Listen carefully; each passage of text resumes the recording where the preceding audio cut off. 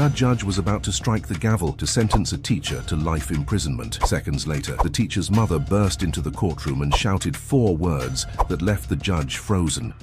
The silence in the courtroom was thick as fog on a cold morning.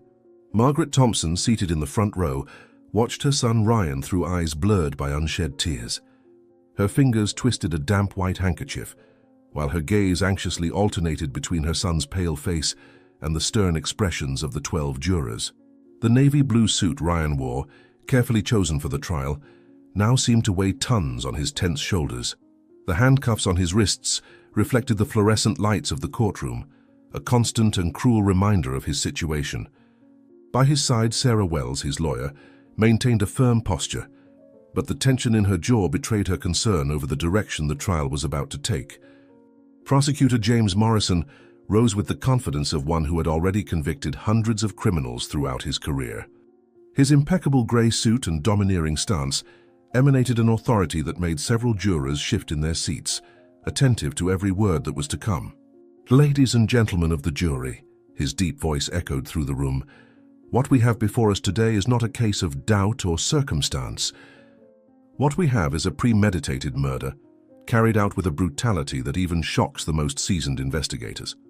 Morrison strategically paused, his eyes scanning every face on the jury, establishing a silent connection before continuing.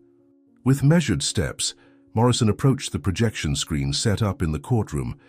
"The evidence we will present today is irrefutable," he declared, as images from the crime scene began to appear on the screen.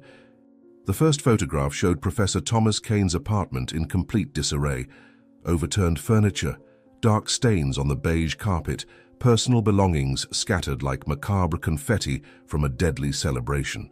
Maggie stifled a sob, and Ryan closed his eyes momentarily, his jaw tense under the strain of maintaining his composure. 3 of the jurors instinctively averted their gaze, while others leaned forward, absorbing every grim detail of the scene.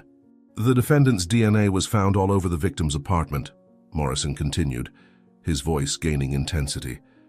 "His fingerprints were uncovered not only on the murder weapon, a letter opener belonging to the victim himself, but also on various objects throughout the apartment.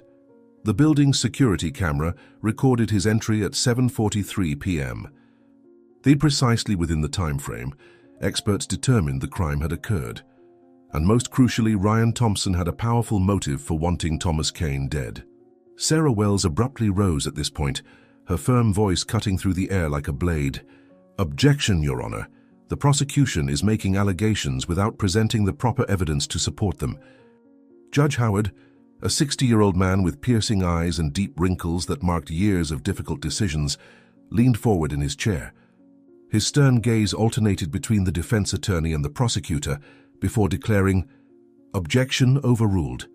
Proceed, Prosecutor Morrison, but stay within the bounds of evidence already processed." Sarah sank back into her chair, exchanging a worried look with Ryan, while Morrison allowed himself a small, satisfied smile before continuing his damning exposition. Morrison walked over to the evidence table, retrieving a sealed plastic bag containing a blood-stained letter opener. The once gleaming metal now displayed a darkened, sinister hue that made Margaret Thompson clutch her crucifix, hard enough to leave marks on her palm. The prosecutor raised the object, allowing the courtroom lights to reveal every detail of the murder weapon. This letter opener, ladies and gentlemen of the jury, was found next to Professor Kane's body. On it, we found not only the defendant's fingerprints, but also skin residue under the handle. Skin that DNA testing proved belonged to Ryan Thompson. With every word from the prosecutor, Maggie felt her heart sink deeper into a pit of despair. The next piece of evidence presented was even more devastating. Morrison motioned to his assistant, who projected a sequence of security camera images onto the screen. "Please observe the timeline," his voice echoed through the room as he pointed to the timestamps in the corners of the images. 7:43 p.m. Ryan Thompson enters the building, 8:22 p.m. Ryan Thompson exits hastily, his suit, the same one he was wearing upon entry, now visibly disheveled.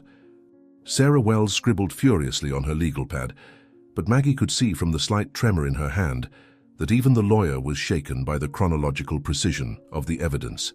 A forensic expert took the witness stand. Dr. Patricia Cohen, a middle-aged woman with wire-rimmed glasses and a clinical expression. Her testimony was methodically devastating.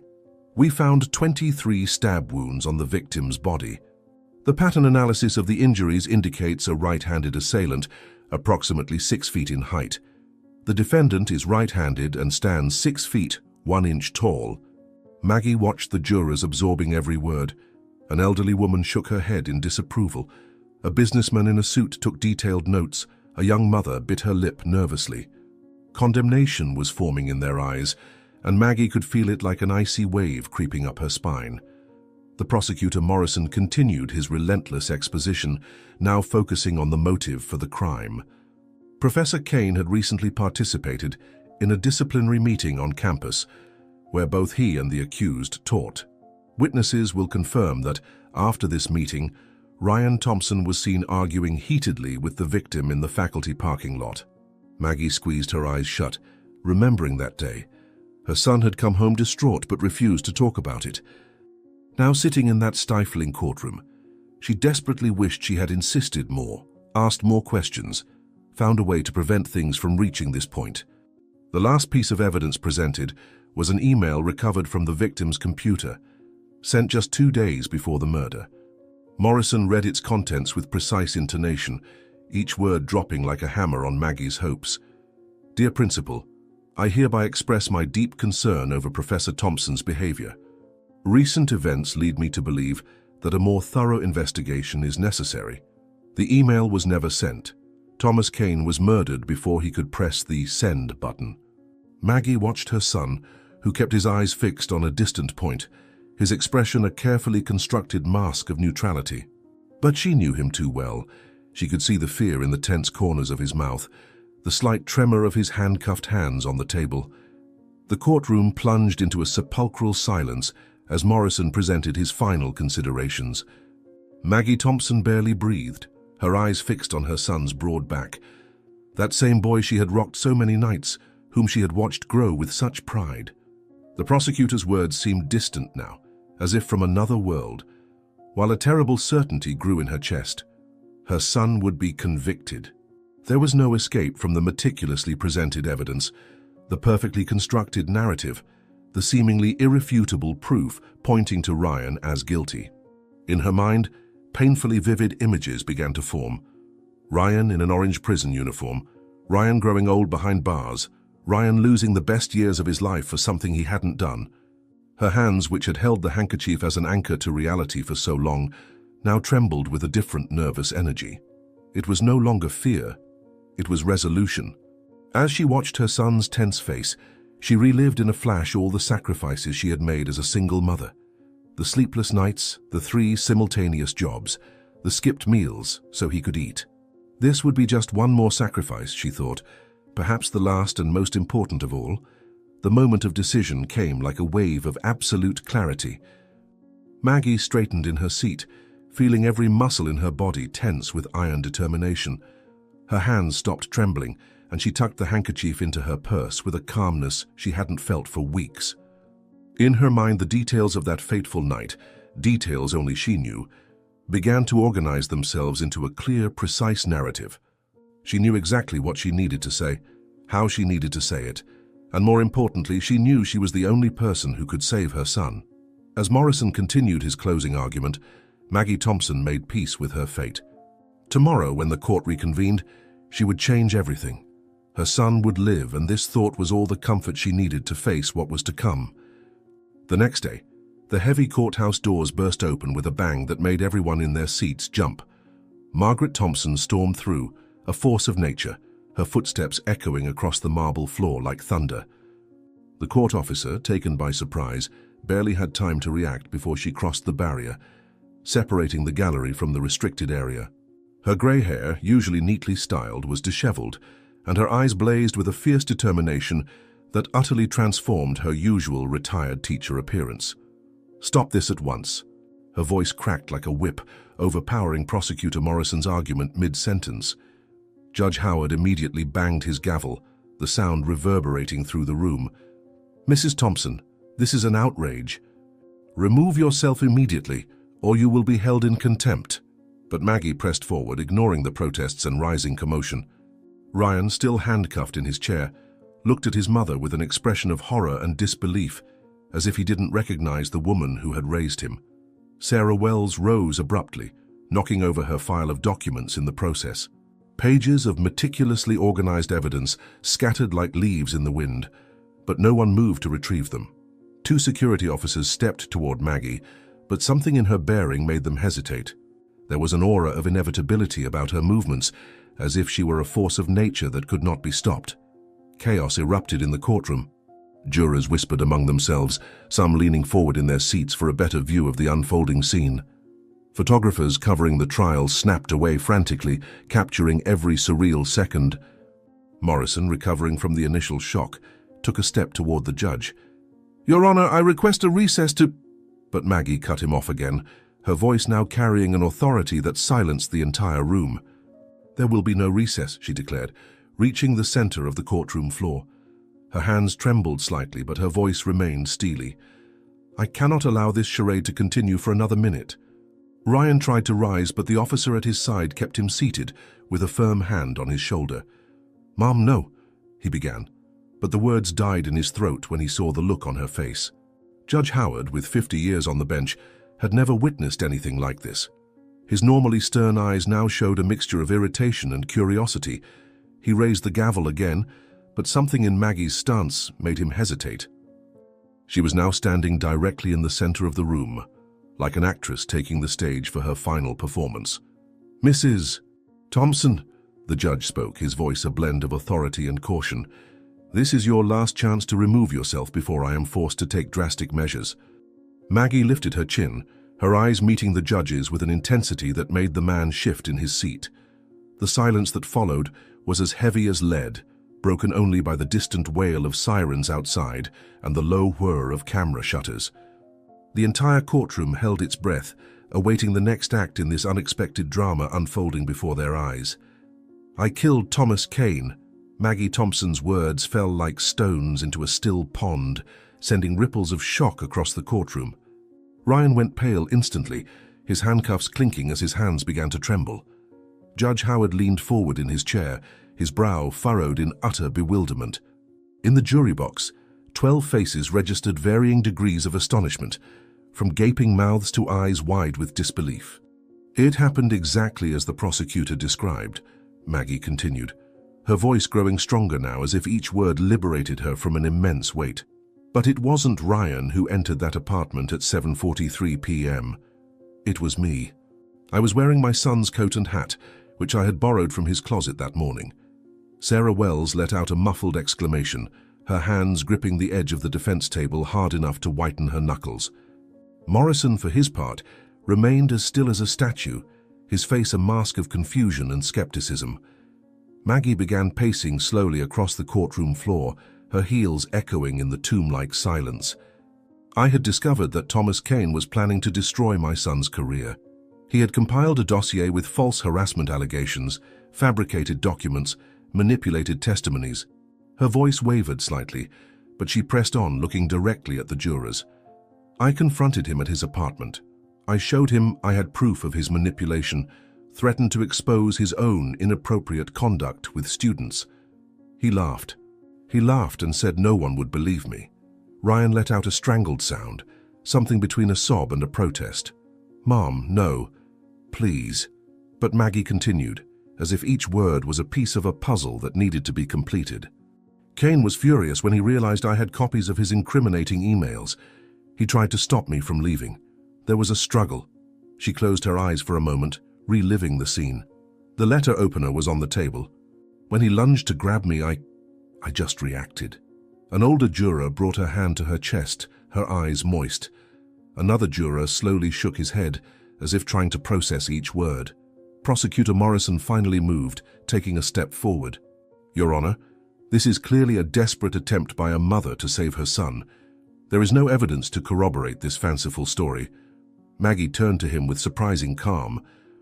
"The gardening gloves I wore that night are still at the bottom of my greenhouse, stained with blood. Ryan's coat I put on is hidden in a box in the attic, along with the hat. And if you check the campus cameras on that day, you'll see Ryan was teaching phys ed class at the exact time of the crime. Dozens of students can confirm. Her voice no longer trembled. Each word carried the weight of undeniable truth. Judge Howard recovered from his initial shock, his voice thundering through the courtroom. "Mrs. Thompson, are you aware that you have just confessed to a homicide in open court?" Maggie nodded, a sad smile playing on her lips. "Yes, Your Honor. And I can prove every word I said." Ryan finally managed to stand up, ignoring the officer's protests beside him. "No, Mom, you can't do this. I won't let you." Tears streamed freely down his face, his voice thick with emotion. Sarah Wells tried simultaneously to soothe her client and process the devastating implications of this new revelation.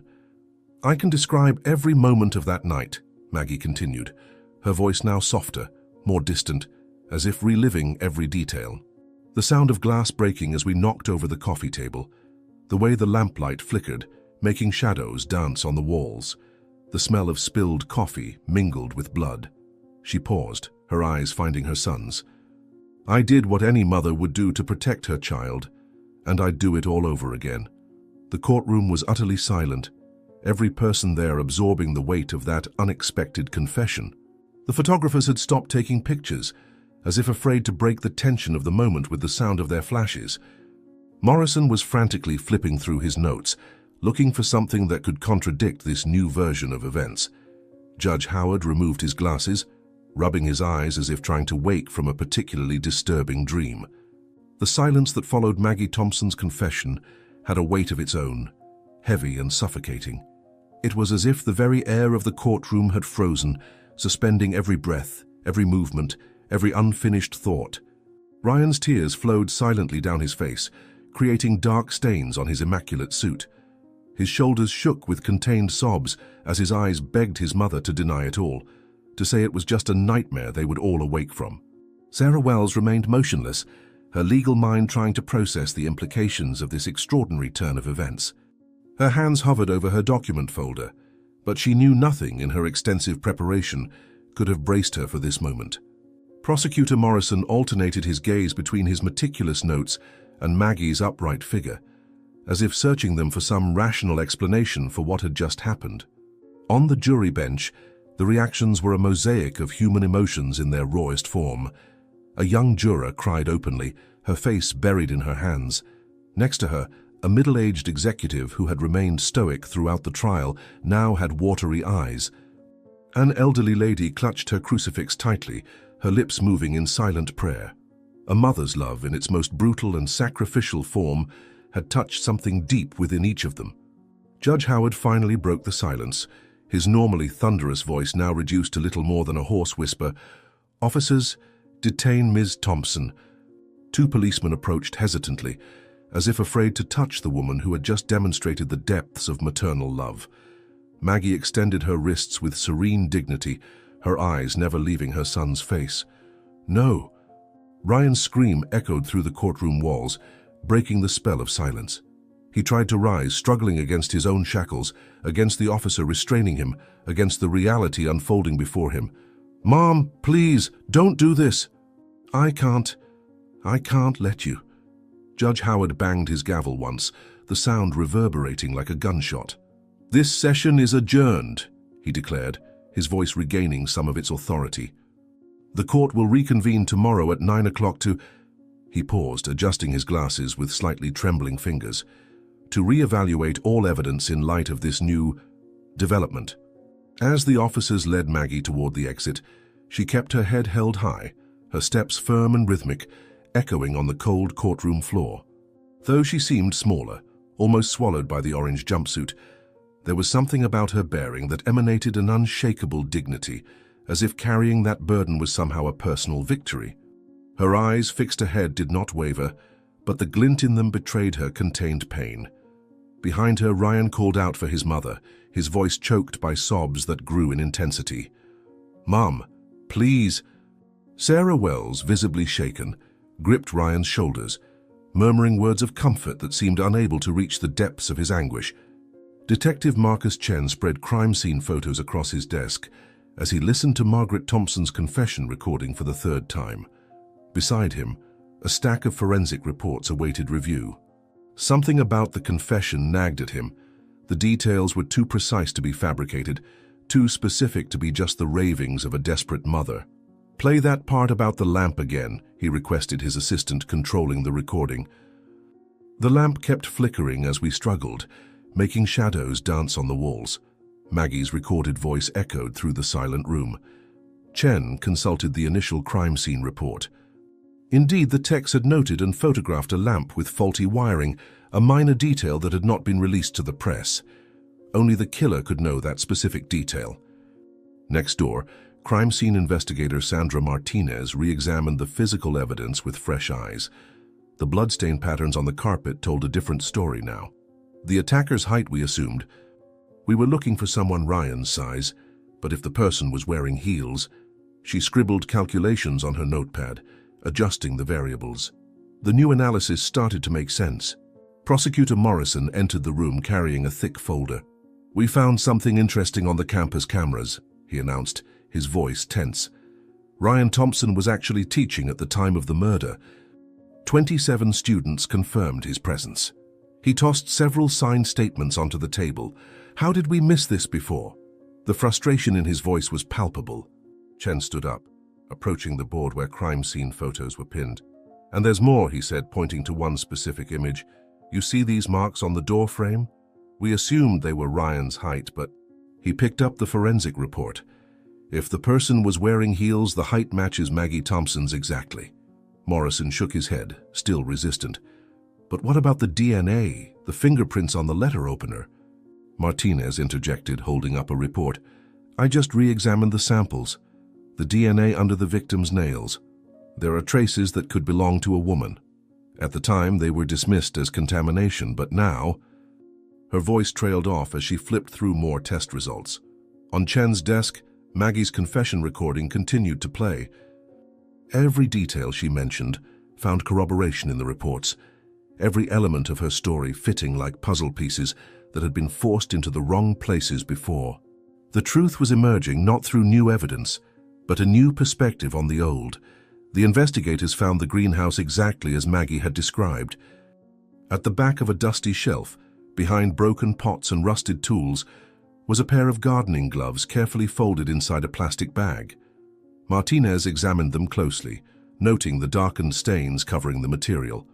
"Positive for blood," she announced after the preliminary test. "And look at this." She pointed to a small tear near the right thumb. She mentioned the glove tearing during the struggle, too specific a detail to be made up. In the Thompsons' attic, hidden under a pile of old Christmas boxes, they found another crucial piece of evidence, Ryan's coat, still bearing microscopic traces of the crime. "She kept the evidence," Chen murmured, examining the garment. "Didn't destroy it," as if part of her knew she would one day need to prove the truth. The hat was there too, neatly folded in tissue paper, like a macabre relic of maternal sacrifice. Morrison, who had been following the discoveries with growing unease, received a new report from the technical team. "Kane's cell phone records have been recovered," he said, his voice tense. "We found a series of deleted messages." He was indeed planning to ruin Ryan's career. He passed the printouts to Chen, who examined them carefully. The messages revealed a pattern of predatory behavior, manipulation, and veiled threats. The forensic team re-examined Kane's apartment with a fresh perspective. In the kitchen, they found traces of spilled coffee exactly where Maggie had described. The coffee had sweetener, Martinez confirmed, consulting the analyses. She mentioned that Kane always used artificial sweetener in his coffee, another detail that wasn't in the public reports. The most compelling evidence came from the campus surveillance records. "Look at this." Chen pointed to a sequence of images. 15 minutes before the time of the crime, Maggie appears in the faculty parking lot. She's wearing an oversized coat. Morrison leaned over the images, his initial resistance melting away in the face of the irrefutable evidence. "And here," Chen continued, advancing the video, "she leaves 50 minutes later. The coat is stained, and she's keeping her hands in her pockets." A previously overlooked witness provided the final confirmation. The building's doorman, re-interviewed after the confession, recalled a crucial detail. "I thought it was strange at the time," he said. "The person who entered was wearing a low hat and an oversized coat.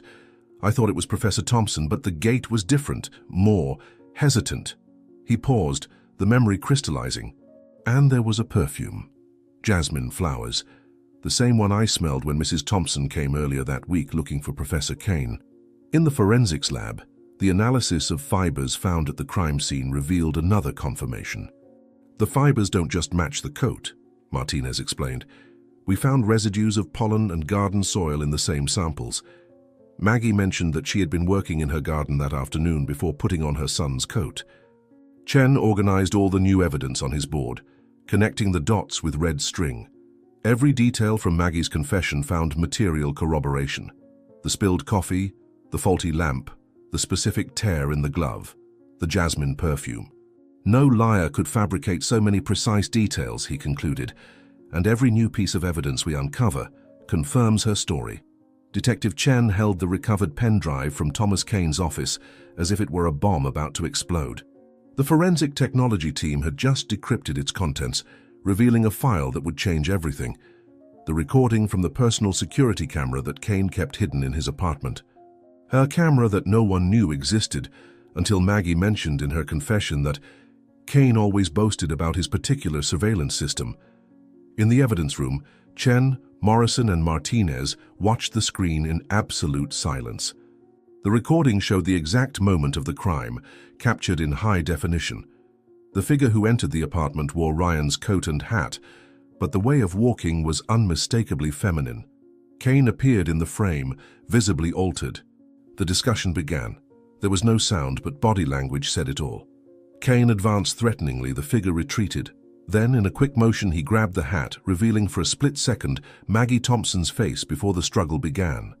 "My God," Morrison whispered, dropping heavily into a chair. She was telling the truth all along. Martinez paused the video, zooming in on Maggie's face.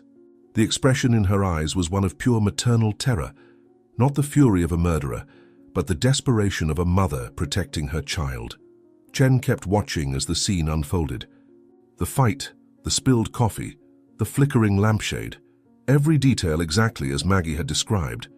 "And here's the ultimate proof," he pointed out. In the top corner of the screen, a digital clock showed 7:45. Ryan Thompson was teaching class at this exact moment. 27 students confirmed his presence in the gym. The recording ended with Maggie stumbling out of the frame, clearly in shock. Kane lay motionless on the floor, the letter opener fallen beside him. The clock read 8:15. "It's over," Chen declared, turning off the monitor. "There are no more doubts.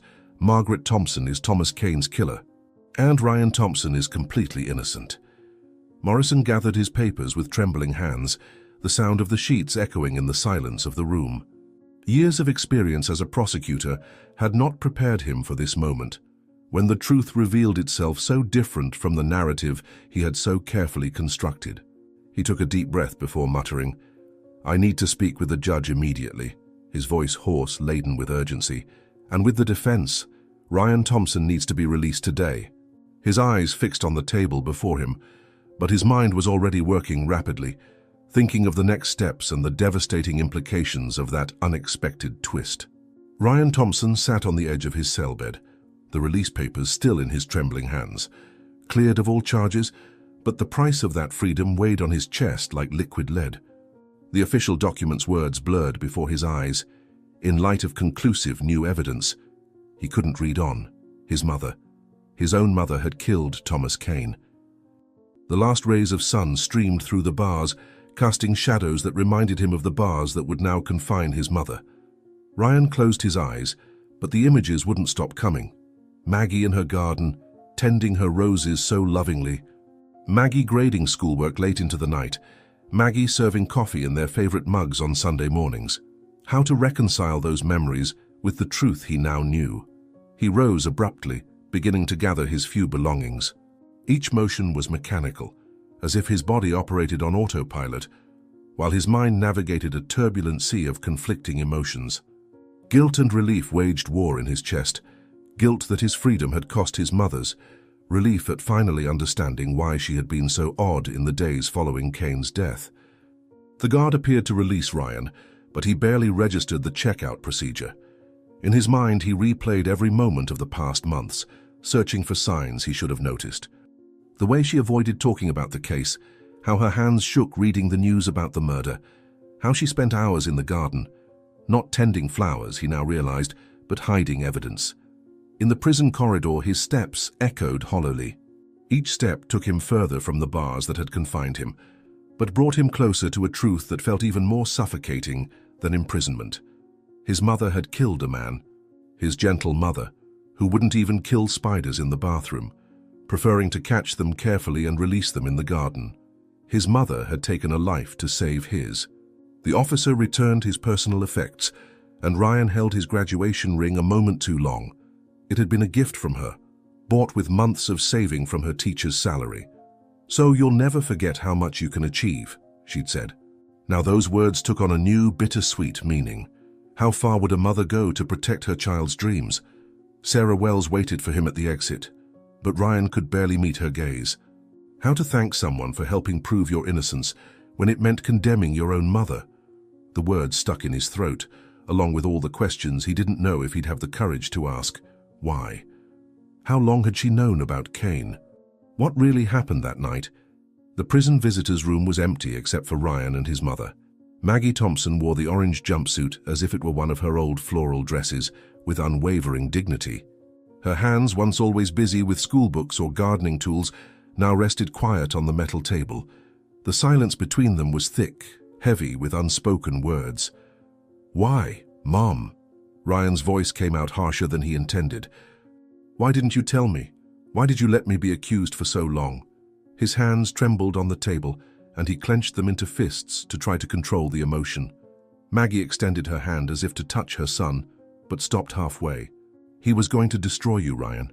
He had an entire dossier of lies, fabricated accusations. Kane was obsessed, determined to ruin your career, your life." She took a deep breath, decades of maternal instinct battling the need to reveal the whole truth. "When I confronted him that night, I showed him proof of his manipulations. I thought it would be enough to make him back down. But it wasn't," Ryan completed, his voice barely containing the anguish. "What happened, Mom? I need to know the whole truth." Maggie's eyes drifted to some distant point, reliving that night. He laughed when I showed him the evidence. "Said no one would believe me, that he had enough connections to ensure you'd never work in any school again." Her hands started trembling slightly. "When I tried to leave, he became furious. He grabbed my arm with force, said horrible things about you, about how he would enjoy destroying your life piece by piece." Ryan watched every expression on his mother's face, trying to understand how that woman who raised him alone, who always preached against violence, had reached this point. Maggie continued, her voice now almost a whisper. The letter opener was there on the table when he advanced. "It was instinct, Ryan. Maternal instinct. I didn't think, I just reacted. And afterwards, the question came out as a breath. Why keep the evidence? Why not destroy it?" A sad smile crossed Maggie's face. "Because I knew one day the truth would need to come out. I couldn't let you pay for something I did. I kept everything. Waiting, fearing the moment it would be necessary. But you let me be arrested, Mum." The pain in Ryan's voice was palpable. "You let me think my life was over. Every day you spent in that cell killed me inside," Maggie replied, tears finally escaping her eyes. "But I'd rather wait for the right moment than risk a rash confession no one would believe. I needed to make sure that when I spoke, I had a way to prove it. For you, Ryan, always for you." Ryan rose abruptly, walking to the barred window. The afternoon sun cast shadows on the walls, reminding him of the bars of his own cell. "You know what's worse, Mom?" His voice was choked. "I understand why you did it, and I hate myself for understanding." Maggie remained seated, watching her son's tense back. "I don't regret it," she said with surprising firmness. "If I had to do it all over again to protect you, I would. That's what mothers do, protect their children no matter the cost." Ryan turned, facing his mother with teary eyes. In her prison uniform, she looked smaller, frailer, but her eyes held the same strength as always. The strength that raised him, that protected him, that now led her to accept the consequences of her final act of protection. Ryan stared at his mother for a long moment, before finally uttering the words he had kept for so long. "I saw you that night, Mum." The confession fell between them like a thunderbolt, freezing Maggie in place. "I was there, in the parking lot. I saw you enter the building wearing my coat." Maggie's face paled, her hands gripping the edge of the metal table. "But how? Why?" The words came trembling from her lips. "I got a message from Kane that afternoon. He wanted to meet me, said he had something important to discuss." Ryan ran his hands over his face, years of pent-up tension finally finding release. "When I arrived, I saw you entering. I recognized your gait even with my coat. I waited in the car, panicked, not knowing what to do." Silent tears began to stream down Maggie's face as Ryan continued. "When you left, I realized something terrible had happened. Your hands were shaking. There were stains on your coat. I drove home and waited for you to arrive, but I couldn't confront you. How could I? You've always been my protector, my safe haven. Why didn't you say anything during the trial?" Maggie's voice was just a whisper. "Why did you let things go so far?" Ryan leaned forward, his voice intense. "For the same reason you kept the evidence instead of destroying it. You were protecting me, but you were also protecting me from having to choose between lying under oath or condemning my own mother. So you let them accuse you." Maggie covered her mouth with her hands, realizing the extent of her son's sacrifice. It was easier to be wrongly accused than to be forced to testify against you. Ryan reached out, finally touching his mother's hand. "I preferred to bear the guilt of a crime I didn't commit than to bear the guilt of condemning you." The silence that followed was charged with mutual understanding. Mother and son, sitting face to face, seemed to share a dialogue that dispensed with words. Maggie kept her hands firmly interlocked on the table, as if trying to contain the flood of emotions that threatened to overflow. Ryan, on the other hand, leaned slightly forward, his elbows resting on the cold metal, his gaze fixed on his mother's face. Every line of expression, every small movement of hers seemed to tell a story he was only beginning to understand. Both had carried secrets like shields, each trying to protect the other from the weight of the truth. Now exposed, the truth was both painful and liberating. Maggie broke the silence with a deep sigh. "I didn't expect it to be easy," she said, her voice low but steady. "But maybe now we can move forward even if the paths are different." Ryan nodded, the weight of acceptance visible in his eyes. 2 weeks before the murder, Maggie was organizing old class photos in her office when a student knocked on her door. Emily Parker, 19, visibly trembled as she held a brown envelope. "Mrs. Thompson, I need to show you something about Professor Kane." Her hands were shaking so hard she could barely open the envelope. He's been doing this to several students." The envelope contained dozens of messages, all captured in screenshots. Kane using his position to pressure students, offering grades in exchange for private meetings, threatening those who rejected him. Maggie felt her stomach churn as she read. Emily continued, her voice almost a whisper. "When your son, Professor Ryan, started noticing something strange and questioning some of Professor Kane's behavior, he became furious." Maggie spent the following days investigating discreetly. The evidence piled up, more messages, whispered testimonies in the hallways, patterns of behavior impossible to ignore. Then one rainy afternoon, as she searched for more proof in the university system, she found something that chilled her blood. A digital folder titled Thompson Evidence, Password Protected. Using her old teacher credentials and years of experience with school systems, Maggie managed to access the files. What she found left her horrified. Kane had meticulously constructed a false dossier against Ryan. Manipulated photos, edited conversations, forged testimonies, all created to suggest improper behavior with students. There was even a draft email addressed to the university board, ready to destroy her son's career. In his private office, Kane kept a digital diary where he detailed his plans. "Thompson is getting too curious," read a recent entry. "Needs to be eliminated before he finds out more. I have everything prepared. A well-constructed accusation and no one will question it. After all, who would believe a physical education teacher against a respected researcher?" Maggie printed everything with trembling hands. Each page revealed more of the web of manipulation and threats Kane had woven. In a separate folder, she found evidence that he had already destroyed other careers the same way.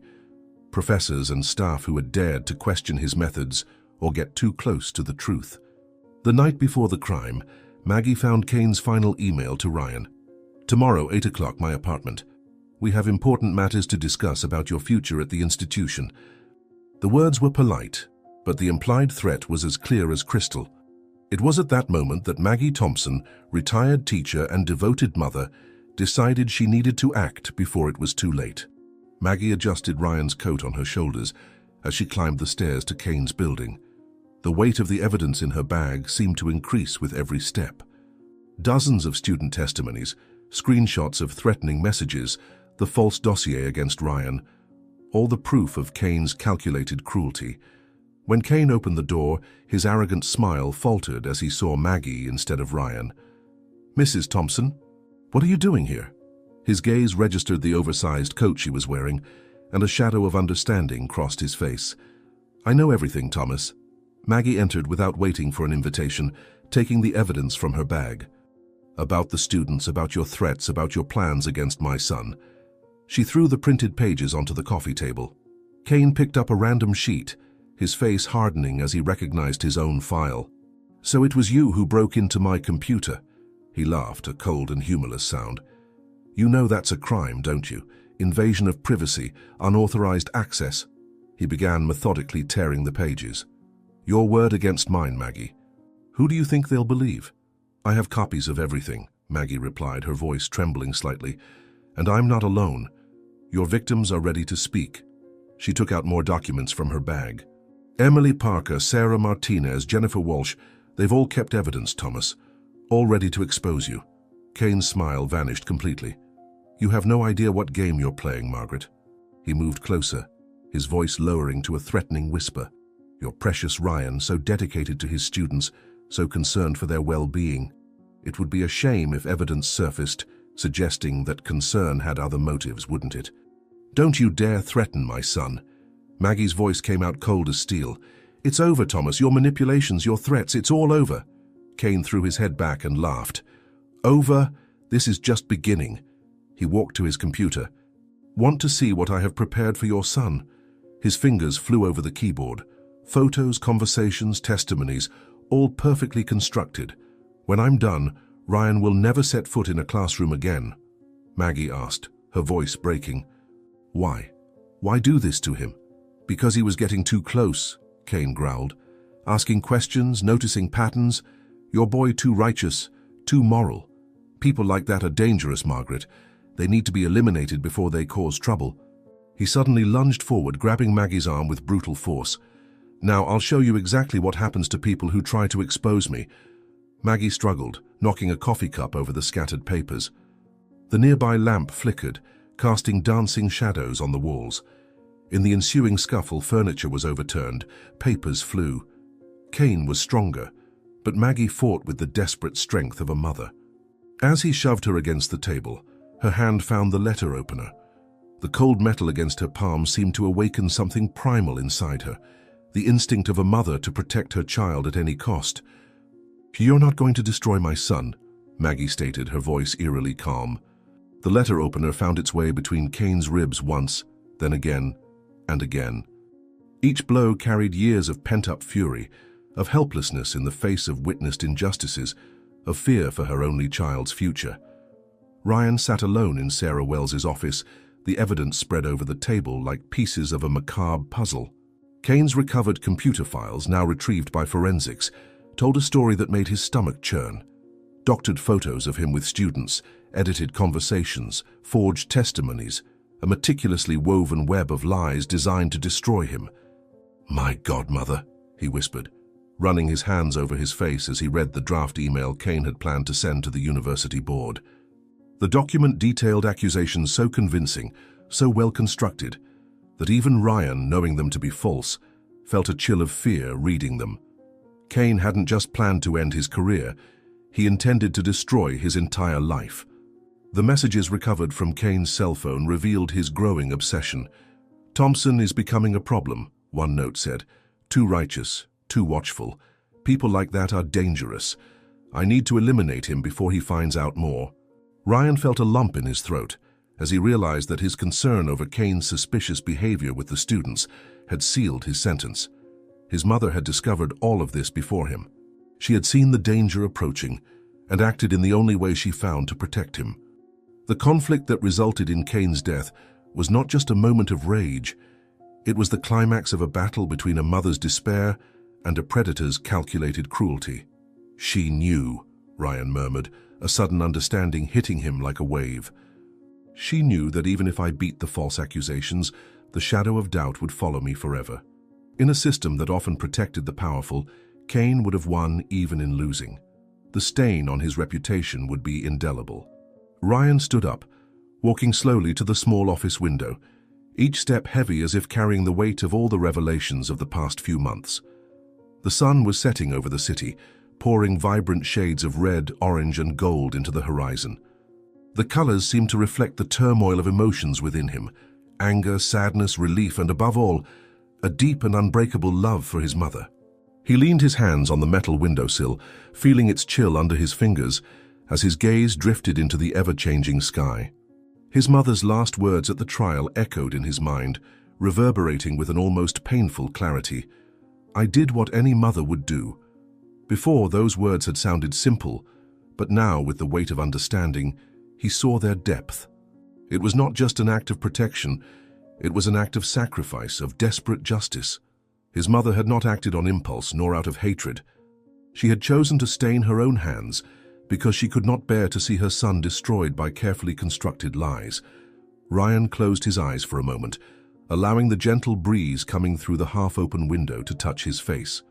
He remembered all the times his mother had protected him as a child, when she had faced teachers who treated him unfairly, when she worked overtime to ensure he had what he needed, when she consoled him after every little defeat in life.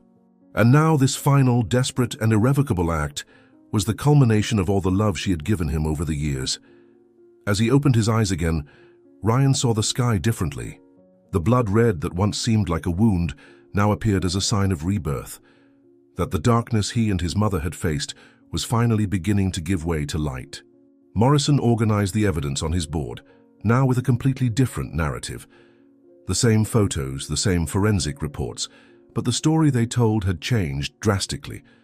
Where he had once seen Ryan's guilt, he now found traces of a mother's despair. The evidence was there all along, he said to his gathered team. The jasmine perfume in the hallway, the high heel marks on the carpet, the attacker's height calculated without considering shoes. We were so focused on proving the son's guilt that we ignored the signs pointing to the mother. The prosecutor adjusted the timeline on the board. The sequence of events now made more sense. Maggie discovering Kane's plans, the confrontation at the apartment, the struggle that ended in tragedy. The messages recovered from Kane's computer were particularly disturbing.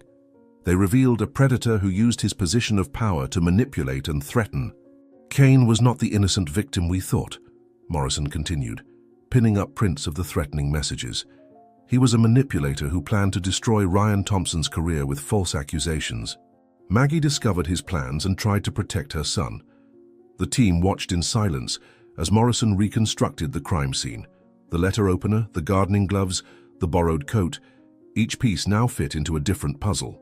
It was no longer a story of premeditated murder, but of a desperate mother trying to save her son from calculated destruction. "For the first time in my career," Morrison concluded, his voice laden with a mixture of admiration and sorrow, "I have to admit that we pursued the wrong suspect. And now we have to decide how to proceed with a mother who committed a crime to protect her son from an even greater injustice." The prison gates opened for Ryan Thompson on a grey autumn morning. His personal belongings fit in a single cardboard box, some books, photos, letters his mother had sent during his detention. Now, those same letters carried a different weight, each word written by hands that had taken a life to protect him. As Ryan walked to freedom, in another prison complex, Maggie Thompson was being processed and photographed. Her fingerprints recorded, no longer as a visitor, but as an inmate. The orange jumpsuit swallowed her slight frame, but her posture remained upright, dignified. "Full name?" the officer asked. "Margaret Ann Thompson," she replied, her voice as steady as it had always been in classrooms. Sarah Wells coordinated the two processes simultaneously. In court, she presented the final documents for Ryan's release, while her team prepared Maggie's initial defense. The evidence that had saved the son now condemned the mother, an irony that did not go unnoticed by anyone involved in the case. "Your personal belongings need to be catalogued," the prison officer informed Maggie. An old wedding ring, a watch given by Ryan on his last birthday, a keychain with his childhood photo, each item a memory of the son she had fought so hard to protect. Maggie handed over each one with steady hands, though her eyes betrayed her contained emotion. In the parking lot of the men's prison, Ryan found his empty house waiting for him. The keys felt strange in his hands after so long. Inside the car, his mother's jasmine perfume still lingered, the same scent that had been one of the evidence of her presence at the crime scene. He started the engine, but couldn't drive away immediately, overwhelmed by the reality of his situation. At the women's prison, Maggie was led to her cell. The corridor seemed endless, each step echoing with finality. "Thompson, this will be your home for the next few months until the trial," the guard explained. Maggie surveyed the confined space, a narrow bed, a sink, a small desk. So different from her classroom, her garden, the spaces she had inhabited her entire life.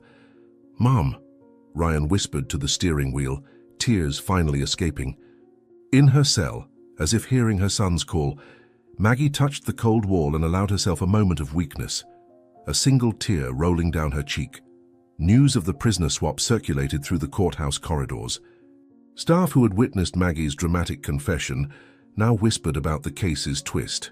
Prosecutor Morrison, in his office, reviewed the paperwork one last time.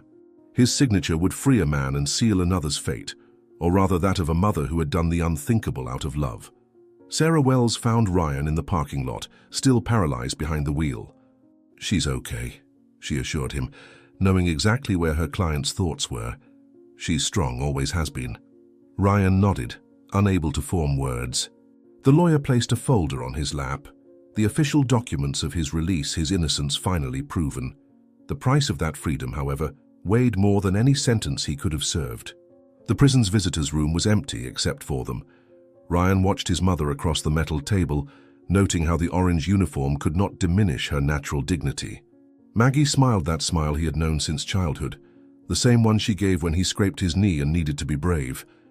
"You've lost weight," she said, reaching her hand across the table. "You need to eat better now that you're back home." Her words were so ordinary, so motherly, that for a moment it almost seemed they were in their kitchen, having one of their Sunday conversations. Ryan held her hand, noticing how cold it was. "Home isn't the same without you, Mom. The garden." His voice failed him. The garden, once so well tended, was now abandoned, the roses withering without Maggie's dedicated care. "The roses will survive," she said softly. "They're more resilient than they seem. Like us." Her eyes met her son's, conveying strength and acceptance. "Don't blame yourself, Ryan. Every choice I made was mine, and I'd do it all over again." "I'll wait for you," he promised, squeezing her hand. "I'll keep everything exactly as you left it. Your room, your flowers, your books." Maggie gently shook her head. "No, my son. You need to move on. Rebuild your life again. Go back to teaching. Do what you love." She paused, carefully choosing her words. "Cain cannot win, cannot stop us from living even now. How can I simply move on, knowing that you're here because of me?" "I'm here because of my choices," she corrected him firmly. "Choices I would make again if I had to. A mother protects her children. It's the oldest law in the world." Her eyes shone with unshed tears. "My sentence will be lighter, knowing you're free, living, making a difference in your students' lives." Ryan swallowed hard, fighting back his own tears. "I promise to make you proud, Mom." "I've always been proud," she replied, her smile now brighter through the tears. "From the very first moment I held you in my arms. And I'm even more proud now, seeing your strength, your dignity through this whole nightmare." The guard announced that time was up. Mother and son rose simultaneously, their hands still joined across the cold table. "Until next Sunday," said Ryan, his voice steady despite the emotion. "Until Sunday," Maggie agreed. "And Ryan," she squeezed his hand one last time, "plant new roses. The garden needs new life." As she watched her son walk away, Maggie kept the smile on her face, even as the weight of the moment tightened around her chest. Each of Ryan's steps toward the door seemed a cruel reminder of the time that would still separate them, but she refused to let him see that. Her eyes followed him until the very last instant, taking in every detail. The way he held the folder with the papers he'd shown her, the way he adjusted the collar of his shirt, a habit he'd never outgrown from childhood, and the hesitant glance he threw back before finally crossing the threshold. The sound of the door closing was soft, but it echoed loudly in Maggie's ears, reverberating like a period at the end of another chapter in this journey. Only when the visitation room was completely silent, save for the distant hum of the fluorescent lights, did she allow the smile to fade. The tears she had determinedly held back now slipped silently down her face. Each drop seemed to carry years of sacrifice, of love and silent struggles she had faced to secure her son's future. They weren't tears of regret. Maggie was fully aware of her choices and would never renounce them. They were instead tears of acceptance, as if each one was a release of the burden she carried in her heart. They were the embodiment of the price a mother pays for unconditional love, a love that knows no bounds, that defies rules and conventions, and that had brought her to this place. She quickly dabbed at her eyes with her fingertips and turned her gaze back to the empty table where Ryan had been sitting only minutes before. She could still feel his presence there, in the words they had exchanged, in the energy he had left behind, and it brought her comfort. Even behind bars, Maggie knew her love would continue to sustain him, like invisible roots that never break. The courtroom was even more crowded than Ryan's trial. Journalists clustered at the back, pencils poised to document every moment of the case that had captured the public's attention. A mother who confessed to murder to save her son. Margaret Thompson was ushered in, her prison uniform swapped for a somber orange suit. Her graying hair was neatly combed, and she carried the same upright posture she had in her teaching days.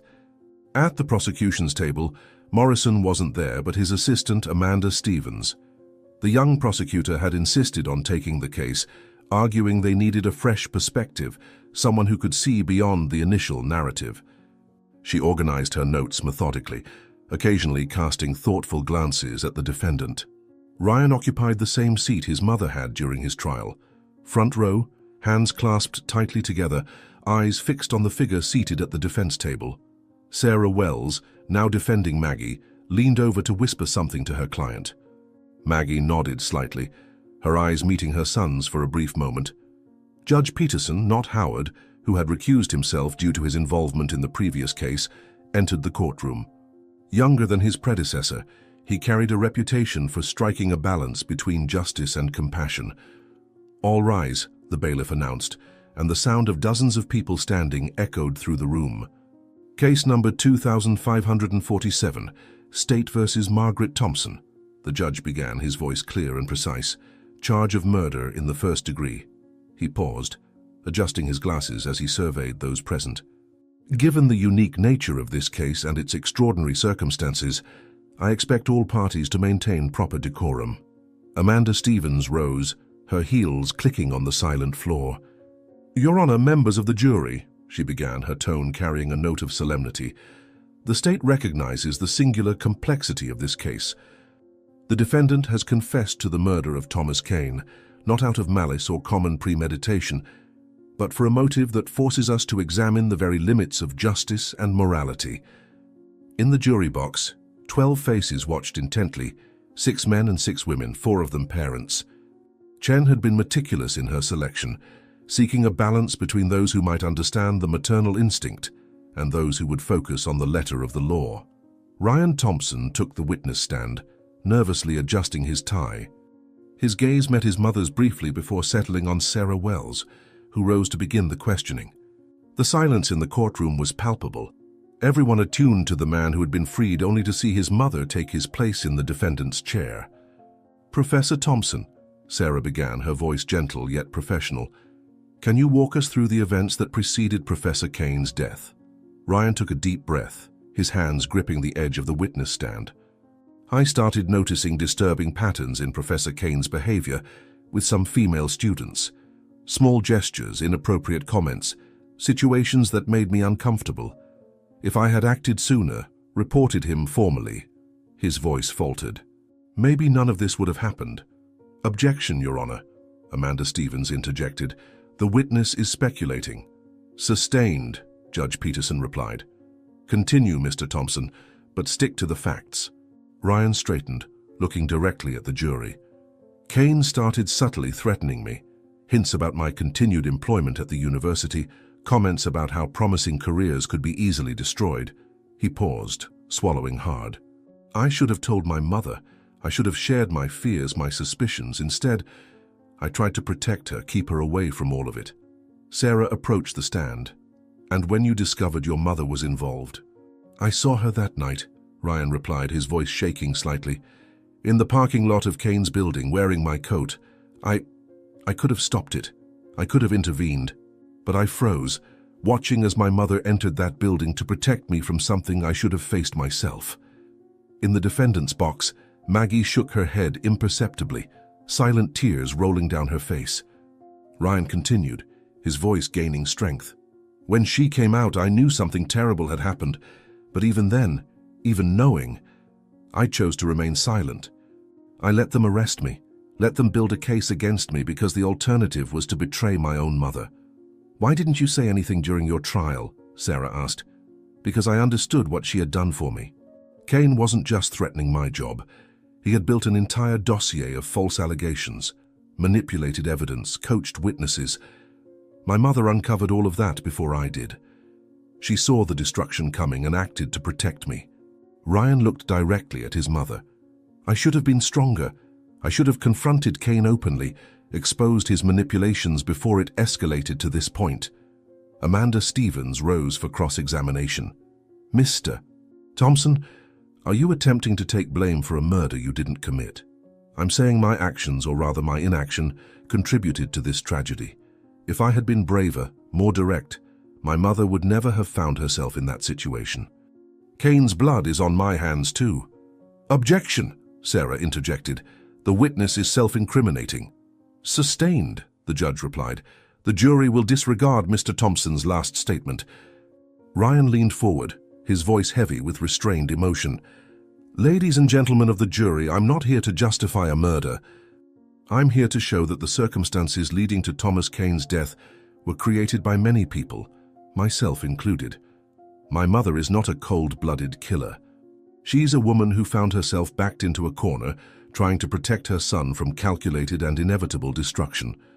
On the jury bench, Patricia Martinez, a mother of 3, discreetly wiped her eyes after Ryan's testimony. Beside her, Michael Miller, a middle-aged executive, scribbled intently on his notepad, occasionally nodding and understanding. The atmosphere in the courtroom had subtly shifted. Where there had once been judgment, now a silent empathy hung in the air. During the break, the jurors gathered in the designated room, maintaining official decorum, but their expressions and gestures revealed the impact of the revelations. Susan O'Brien, a retired teacher, was the first to break the protocolary silence. Did you see her eyes when her son was speaking? That look. It's the same one I gave my son when he was going through a hard time. The evidence against Kane is disturbing, commented James Wilson, an accountant adjusting his glasses. A calculated predator using his position to threaten and manipulate. And that dossier he prepared. He was systematically destroying an innocent man's life.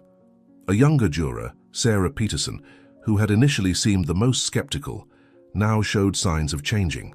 We're not here to judge whether Kane deserved to die, she said hesitantly. But when I think about someone threatening to destroy my family with lies, how much desperation that mother must have felt. Back in the courtroom, the jurors observed Maggie with new eyes.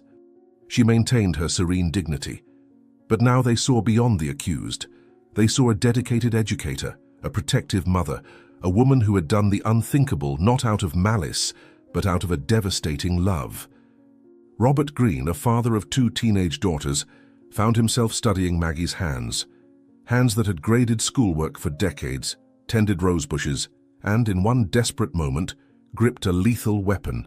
He thought of his own daughters, of what he would do to protect them. During the following testimony, a forensic psychology expert explained the concepts of crime of passion and necessity, but the jurors were already beyond the legal definitions. They observed the silent interaction between mother and son, the shared looks, the mutual concern, the weight of the sacrifice they bore together. Maria Gonzalez, juror number 8, shifted in her seat, studying Maggie with a more attentive gaze. As the closing arguments still echoed in her mind, she couldn't avert her focus from that small gesture. Maggie adjusting her son's collar. It wasn't something rehearsed or part of a strategy to garner sympathy. It was pure, instinctive, a reflex of decades of maternal care that no situation could erase. It was a simple gesture, yet simultaneously laden with meaning. It was as if, in that tiny movement, all of Maggie's love, protection, and concern manifested tangibly. Maria looked around the courtroom, where other jurors seemed absorbed in their own thoughts. But for her, that detail had crystallized something essential about Maggie. This woman before them was no ordinary criminal. She wasn't someone driven by greed or anger, but a mother who had crossed every conceivable line, sacrificing everything she had to protect her son.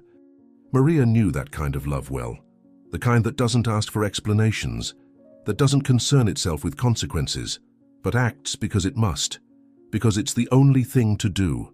She remembered her own mother, a strong woman who, even in the direst circumstances, found ways to demonstrate care.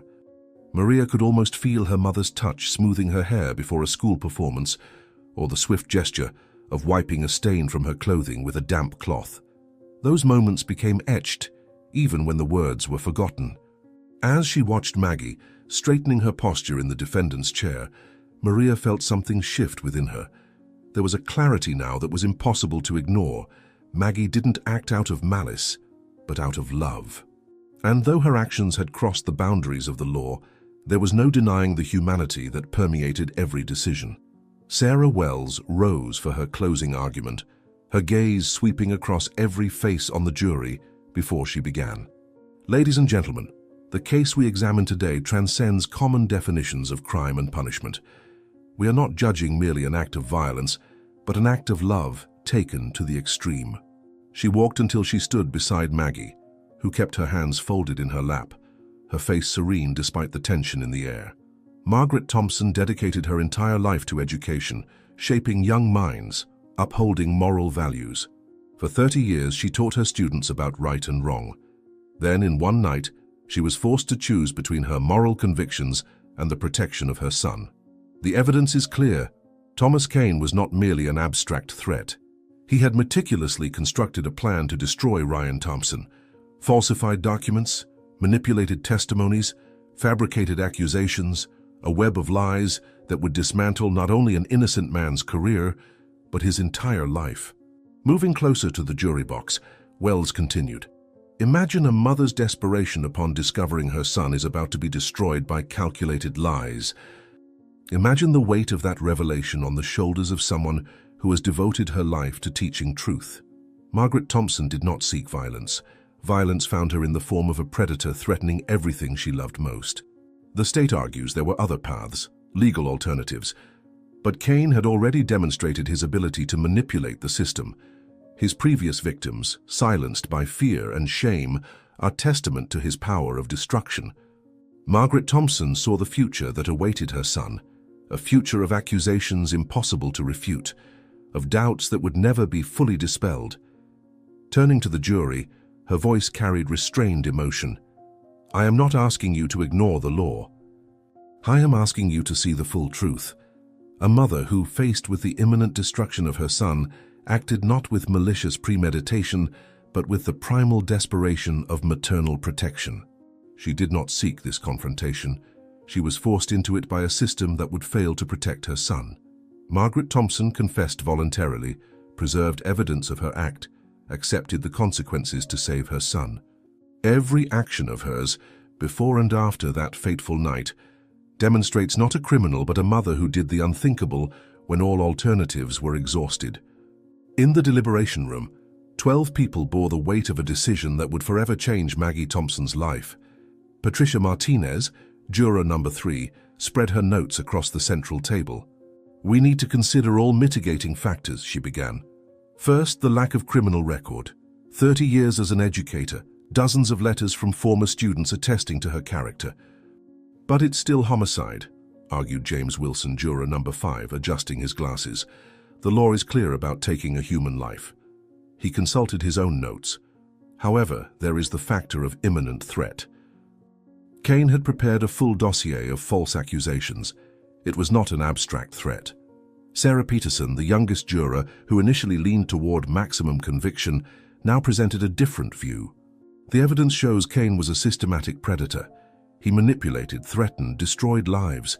The testimony of the students was devastating. How many careers had he already ruined before? "The question is not whether Cain deserved to die," interjected Robert Greene, a middle-aged businessman. "It's whether we can consider the extraordinary circumstances that led to this outcome." Even the prosecution admitted this is not a common case of homicide. Maria Gonzalez, a teacher like Maggie, wiped away tears before speaking. "Did you see the evidence she preserved? She didn't destroy anything. She kept everything intact, knowing one day she would need to prove the truth. This is not the behavior of a common murderer." "And the son?" questioned Susan O'Brien. "Ryan Thompson lost months of his life in prison because she waited for the right moment to confess. What kind of cold-blooded killer would do that? Let her own son be accused to ensure that when she confessed, she'd have proof of every word." The discussion continued for hours, each juror bringing their perspective. They analyzed the physical evidence, the emotional testimonies, the psychological reports. Cain's history emerged as a crucial factor: his years of manipulation and abuse of power, the lives he had destroyed through false accusations and veiled threats. "There's also the matter of remorse," observed Michael Miller. "Not for the act itself.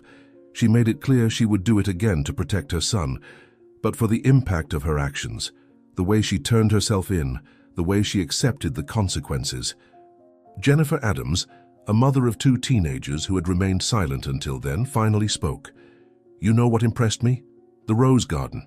Even after the crime, she kept tending to those flowers. She kept teaching. She kept being the same dedicated, caring person. It's not the profile of someone consumed by violence." The debate had turned to sentencing options. First-degree murder seemed excessively severe given the circumstances. The premeditation, though present in the way she donned her son's coat, was born of desperation, not malice. "What if we consider manslaughter?" Patricia suggested. "The law recognizes states of extreme emotion. What could be more extreme than a mother seeing her son's imminent destruction?" Cain gave her an impossible choice, Robert reflected. Watch her son's calculated destruction or take drastic action to prevent it. "I'm not saying she chose right, but I understand why she chose as she did." After 2 more hours of intensive discussion, a consensus began to form. They couldn't ignore that a life had been taken, but they also couldn't disregard the extraordinary circumstances that led to that fateful night. Maggie Thompson's story was not just about a crime. It was about maternal love taken to the extreme, about impossible choices in desperate situations. The courtroom was completely silent when the jury returned after 12 hours of deliberation. Maggie Thompson remained upright in her chair, her hands only slightly trembling on the table. Ryan, in the front row, leaned forward, every muscle in his body tense with anticipation. "Have the members of the jury reached a verdict?" Judge Peterson asked, his voice echoing through the hushed room. Patricia Martinez, as the jury's foreperson, rose. The paper in her hands shook slightly. "Yes, Your Honor. In the case of the state versus Margaret Thompson, what is the jury's verdict?" Patricia took a deep breath before speaking. "As to the charge of first-degree murder, we, the jury, find the defendant not guilty." A murmur ran through the room. "As to the charge of manslaughter by extreme emotional disturbance, we find the defendant guilty."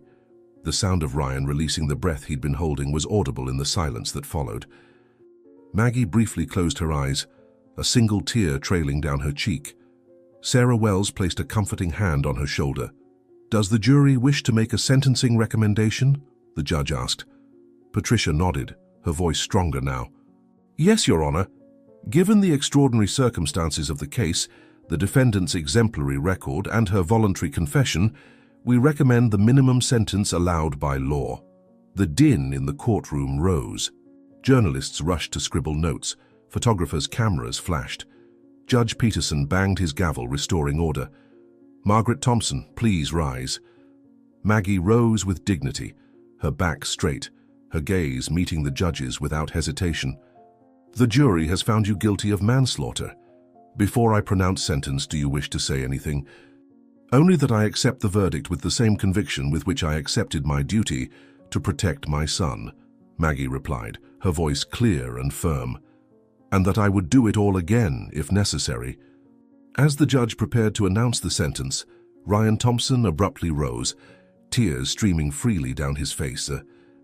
His mother turned to him, and in that exchanged look was the entire story of love, sacrifice, and protection that had brought them to this moment. Judge Peterson adjusted his glasses, studying the document in front of him closely. The courtroom was so silent, you could hear the hum of the air conditioning.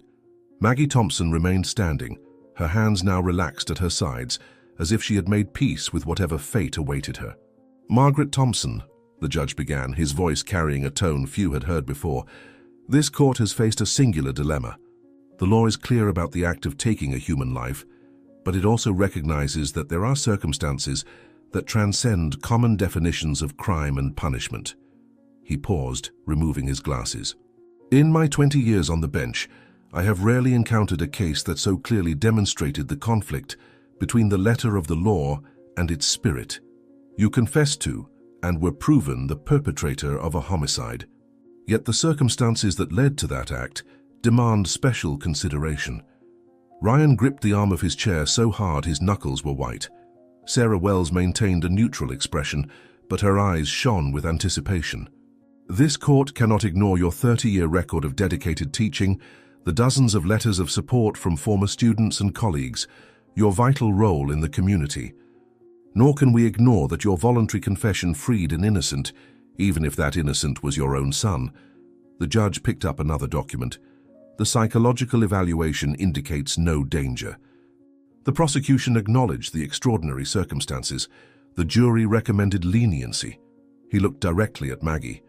"The law allows me, in exceptional cases, to consider significant mitigating factors." A whisper of anticipation ran through the courtroom. The judge continued, "Considering all factors presented, this court sentences Margaret Thompson to 5 years in prison, with eligibility for parole after 2 years, followed by 3 years of supervised release." The din in the room rose. 5 years, far less than the expected 15 to 20. Ryan let out an audible sob of relief. Maggie remained motionless, only the slightest trembling of her lips betraying her emotion. "Furthermore," the judge went on, adjusting his glasses and casting a contemplative look at Maggie, "I recommend that the sentence be served at a minimum security facility with eligibility for prison library work and participation in educational programs." His voice carried a tone of balance, an attempt to convey firmness and compassion at once. He paused, allowing the weight of his words to settle in the room before proceeding. "For the court recognizes that no sentence can truly do justice to the complexity of this case. Ms. Thompson, your action was a crime by the standards of the law, but your motivations and subsequent conduct display a character that merits special consideration." The judge's words hovered in the courtroom like a breeze that interrupts a muffled silence. Maggie remained upright in her chair, her eyes fixed on the magistrate as she absorbed each sentence. For an instant, it seemed that time had stopped. The room, previously so charged with tension, now seemed to vibrate with a mix of relief and reflection. The jurors exchanged discreet glances, some nodding slightly, as if confirming to themselves that this decision was the fairest possible. In the front row, Ryan felt a lump in his throat that prevented him from breathing fully. He closed his eyes for a moment, allowing the judge's words to repeat in his mind, "Character deserving of special consideration." That phrase echoed like a validation, not only of his mother's sacrifice, but also of the humanity she maintained, even in the face of impossible choices. He wiped away a tear that escaped without asking permission and opened his eyes to observe his mother, whose posture remained firm, but whose gaze reflected a mix of relief and acceptance.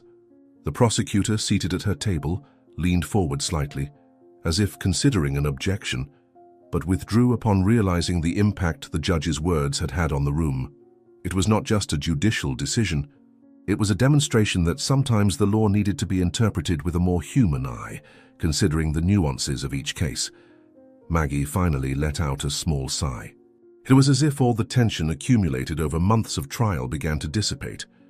She clasped her hands in her lap, feeling the cool of the wooden table against her skin, and responded to the judge with a slight nod of her head in a sign of respect. "Thank you, Your Honor," she said, her voice low but firm. "I accept the sentence with full awareness of what I did and what I still need to do to move forward." I appreciate you considering the circumstances. The judge leaned forward slightly, resting his elbows on the bench. Mrs. Thompson, I hope you take advantage of the opportunities that will be given to you during the serving of your sentence. What you did cannot be undone, but the positive impact you can continue to have on the lives of others is still significant.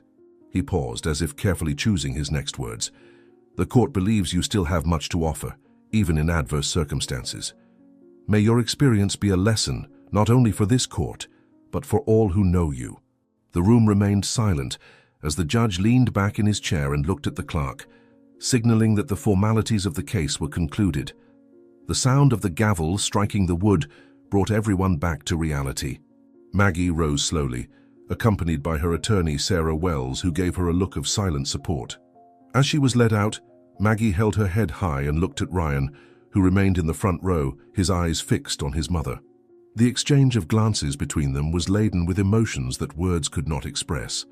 Gratitude, love, and a silent promise that this chapter would not be the end, but a new beginning, despite the adversities. The murmur in the room began to grow as people stood up.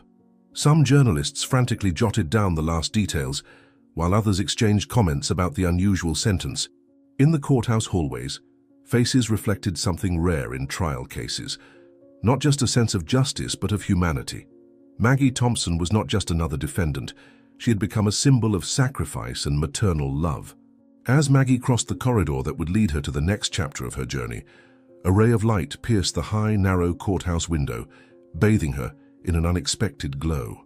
It was a subtle reminder that even in the darkest circumstances, there would always be room for light to find its way. The courthouse's private visiting room had been granted for one last moment between Maggie and Ryan before her transfer. Mother and son sat facing each other, the silence between them heavy with unspoken words. The afternoon sun streamed through the barred window, casting dancing shadows on the grey walls. 5 years, Ryan murmured, his voice choked. It's far less than we feared, Mother. He reached across the table, touching her fingers lightly, and with good behavior in 2 years. 2 years, Maggie completed, a soft smile on her lips. Enough time for you to reorganize the garden. The roses will need pruning in the spring, don't forget, and the lilies need partial shade. Mom, Ryan interrupted, tears streaming down his face. How can you think about flowers at a time like this? Maggie squeezed her son's hand. Because life goes on, Ryan. The flowers will keep blooming, the seasons will pass, and you need to move forward. Promise you'll go back to teaching. I already promised, he answered, his voice breaking. The university offered me my position back, with a formal apology. He hesitated. But I don't know if I can go back there knowing. You will go back, Maggie stated firmly. You'll go back because you're an excellent teacher, because your students need you, and because we can't let Kane win even now. She straightened in her chair, instinctively assuming her teacher's stance. Life is about choices, son. I've made mine, now it's your turn to make yours. A guard knocked on the door, signaling that time was running out. Ryan abruptly stood up, circling the table to embrace his mother. Maggie enveloped him in her arms as she did when he was a child, feeling his body tremble with suppressed sobs. Forgive me, Mother, he whispered against her hair, for not being strong enough, for letting it come to this. There is nothing to forgive, she answered softly, pulling back to hold his face between her hands. You are my son, my only son. Everything I did out of love, and I'd do it all over again. I'll visit you every week, Ryan promised. I'll bring pictures of the garden, news of your former students. And I want to know everything, Maggie smiled, automatically adjusting the collar of his shirt. So your classes, your students, that girl from the library you think I haven't noticed you're interested in. Ryan blushed slightly, letting out a tearful laugh. How do you always know everything? I'm your mother, she answered simply. It's my job to know. The guard knocked again. Now go, and Ryan. She held his face between her hands one last time. Live, be happy. It's all I've ever wanted for you. When the door closed behind Ryan, the sound echoed in the visiting room like the final toll of a distant bell. Maggie remained motionless, her eyes fixed on the door he had just exited, as if she could prolong the moment, store every second of that farewell in her memory. Her hand was still outstretched on the cold metal table, where she had held Ryan's moments before. It was only when the silence enveloped the room that she finally allowed a single tear to roll down her face, warm against the cold skin of her cheek. 5 years, she thought, as she tilted her head back and let out a deep sigh. The plain white ceiling of the room seemed farther away than ever, as if the weight of her new reality pushed it away. 5 years. It was enough time for so many things. Enough time for her garden to bloom again, every rose and lily coming back to life under Ryan's careful hands. She could picture him in the garden, kneeling in the soft soil, his hands soiled with earth, just as she used to do. The vision made her smile softly, a smile laden with an almost palpable hope. Her gaze turned to the narrow barred window where a piece of blue sky was visible, like a glimpse of the world outside. The afternoon sun streamed through the bars, casting delicate shadows that moved slowly across the floor. Maggie allowed her mind to wander, traveling to a future where the bars would no longer be a barrier between her and her son. A future where she could once again walk in her garden, breathing in the scent of newly bloomed flowers and hearing Ryan's laughter echoing through the yard. But it wasn't just the garden that would bloom in those 5 years. Maggie knew the time would also be Ryan's ally in rebuilding his life, solidifying his dreams, and achieving the happiness she had fought so hard to protect. She thought of Claire, of the promise of a wedding that awaited when her sentence ended. She pictured the ceremony, the smiling faces of Ryan and Claire, the sound of laughter and music filling the air. And at the center of it all, she would be there, holding their hands with the same pride she had always felt for her son. Maggie closed her eyes for a moment, allowing memories and hopes to mingle in her mind. Her heart, though heavy with the price she had paid, was filled with an unexpected tranquility. Even within the confines of prison, love remained a force that transcended physical barriers. It was like an underground river, flowing silently, nourishing everything around it. The door to the visitors' room opened again, and a guard entered to escort her back to her cell. Maggie rose slowly, her movements calm yet steady. As she walked through the narrow, cold corridors, the walls seemed less suffocating. In her mind, she held the image of Ryan smiling, Claire by his side, a future full of possibilities. 5 years would not be merely a sentence. They would be a period of transformation, of growth, for both her and the child. When she finally reached her cell, Maggie sat on the narrow bed and looked out the window once more. The shadows of the bars projected onto the floor, but she did not focus on them. Instead, she focused on the light passing between the bars, the golden rays touching her hands. Love, she murmured to herself, is stronger than any bars. And with that, she closed her eyes, allowing herself to imagine the life that awaited her on the other side. The news of Maggie Thompson's sentencing spread quickly through the academic community. The university campus, once divided by tragedy, now united in a wave of collective reflection. Former students of Maggie's organized a vigil in the university gardens, lighting candles among the flowers she had loved so much. Emily Parker, the student who had first brought forth the evidence against Kane, started a support group for student victims of harassment. Mrs. Thompson's courage has opened doors that have been locked for years, she declared during a meeting. Other victims are finally finding their voice to tell their stories. In the faculty lounge, the case prompted structural changes. The university implemented new reporting and protection protocols, ensuring that no other predator could use the system against their victims.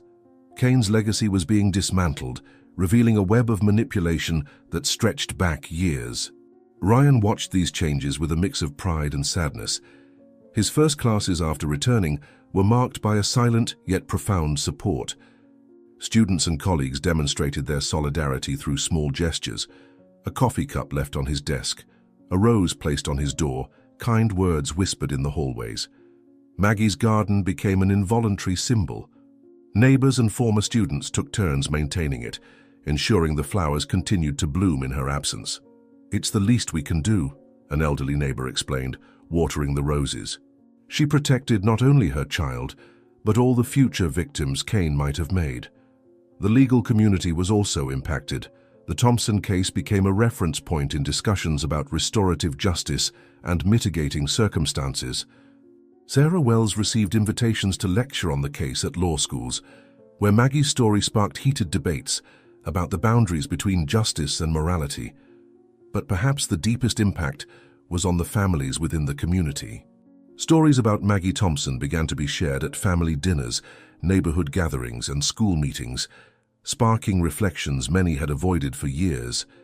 Parents, who previously felt disconnected from the emotional and social challenges their children faced, began to pay closer attention to the signs, the nuances of their behavior. These were not just cautionary tales, but also stories of inspiration. Maggie, despite the circumstances, had become a symbol of strength and unconditional love. In a living room lit by the warm glow of an antique lamp, Maria Lopez, mother of 2 teenagers, sat beside her eldest daughter, Isabella, who had just returned from a protest against school bullying. "You know, Hija," Maria began, her voice hesitant, "when I heard this woman's story, this mother's, Gurisilka, something changed inside me." She held her daughter's hands, feeling the texture of the calluses that came from the afternoons Isabella spent training for the volleyball championship. "I realized that even with the best intentions, we sometimes fail to protect those we love most. I want you to know I'm here to listen, always, even if it's difficult, even if it's uncomfortable. I want you to tell me everything." Isabella remained silent for a few seconds, her gaze fixed on her mother's eyes. "Thank you, Mum," she replied, her voice low but laden with emotion. "There are things I've always wanted to say, but I didn't know if you would understand." The conversation unfolded for hours, as Maria listened intently to details she had never imagined about her daughter's routine, the challenges at school, the pressures to fit in. It was as if a portal of communication had suddenly opened between them. Next door, Jorge Martinez, a single father to a 10-year-old boy, was sitting on the living room floor with his son Miguel.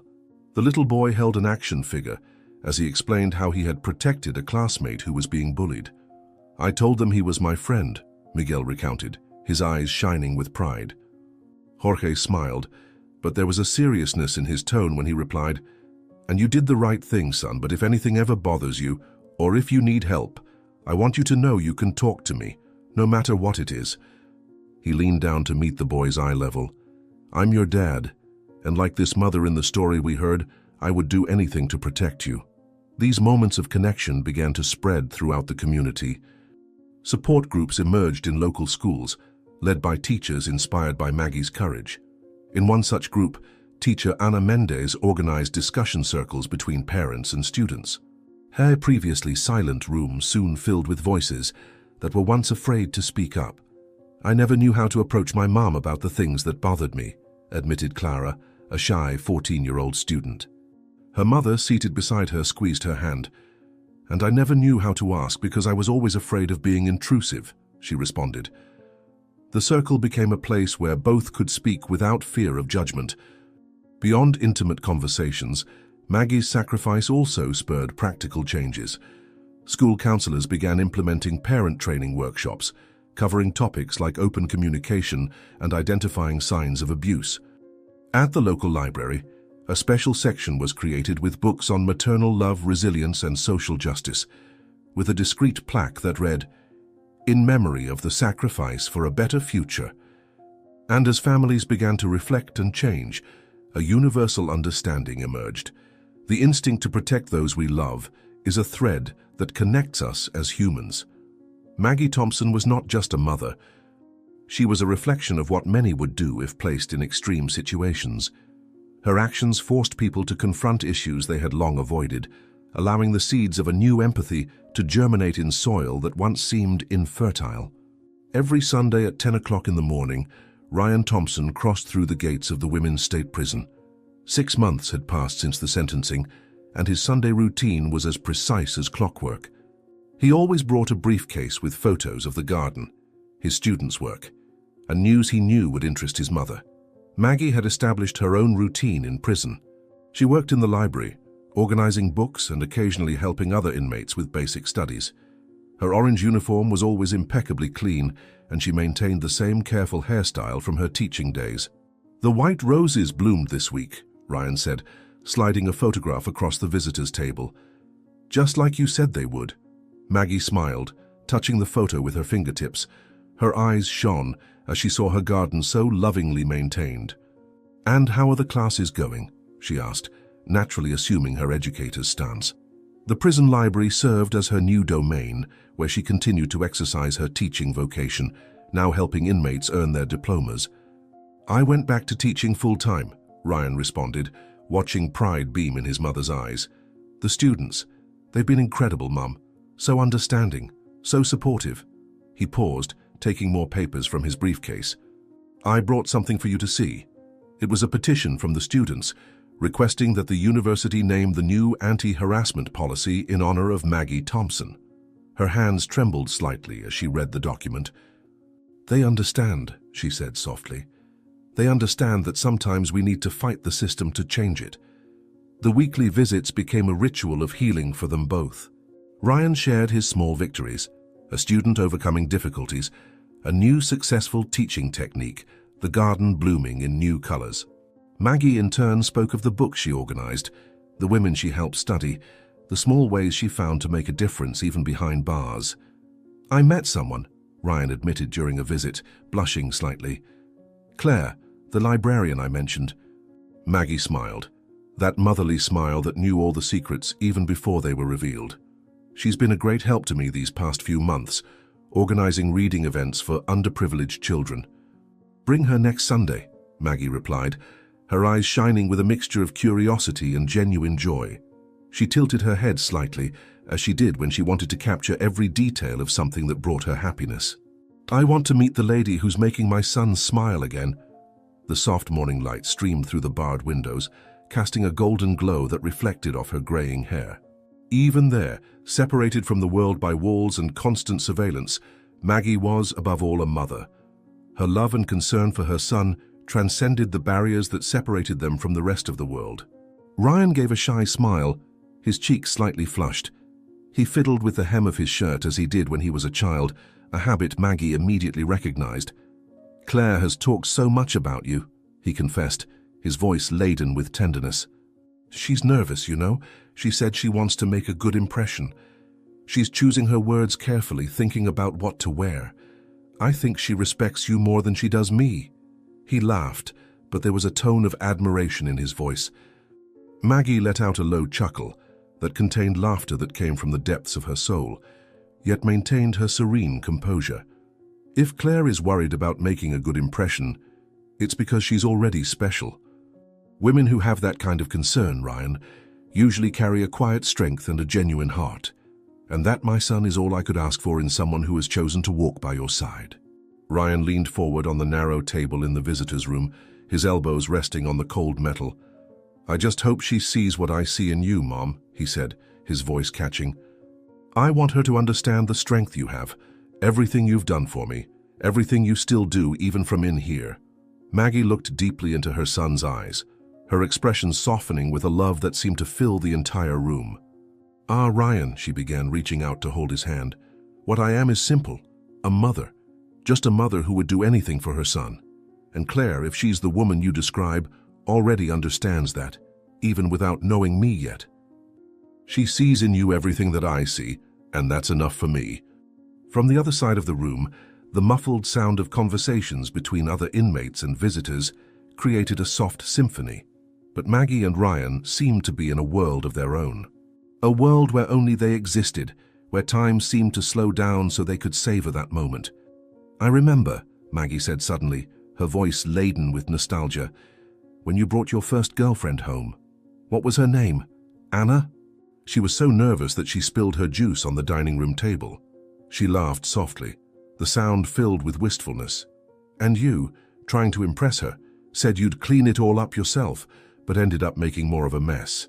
Ryan let out an open laugh, the first genuinely carefree one in a long time. "Anna," he confirmed, shaking his head. "Oh, Mom, she never stood a chance with you. You knew from the start it wasn't going to work out." "I knew because you didn't smile the way you're smiling now," Maggie responded, her voice gentle but firm. "With Claire, you have that light in your eyes that I haven't seen in years. It's like something has been reignited inside you again." "That's what I'm talking about, Ryan. That's what I see." The nearby guard cleared his throat softly, a subtle reminder that visiting time was nearing its end. Ryan looked at the watch on his wrist and sighed. "It always seems like time flies when we're here, Mum," he said, his voice full of melancholy. But I promise that next Sunday I'll bring Claire. She's also eager to meet you." "I'll be waiting," Maggie replied, with a reassuring smile. "And tell her she doesn't need to worry about making a good impression. The simple fact that she makes you happy is all that matters to me." She squeezed his hand again firmly, as if she wanted to convey all her confidence and love in a single gesture. As Ryan prepared to say goodbye, Maggie watched him, recording every detail: the way he adjusted the collar of his shirt, the way he still ran his fingers through his hair when he was nervous. Even separated by such difficult circumstances, that moment carried the promise of something more, a future where the bars would no longer be a barrier, where her son's happiness would be her own. When Ryan finally walked away, casting one last look at his mother before leaving the room, Maggie remained seated, the smile still etched on her face. Ryan's happiness, even if still a work in progress, was like a ray of sunshine piercing through the clouds of prison. And even there, amid the shadows, she knew that love had a way of growing, of illuminating, of transforming everything around it. A year had passed. In the prison library, Maggie coordinated a literacy program she had created herself. Her students, women who had never had the opportunity to study, were now discovering the power of words under her patient guidance.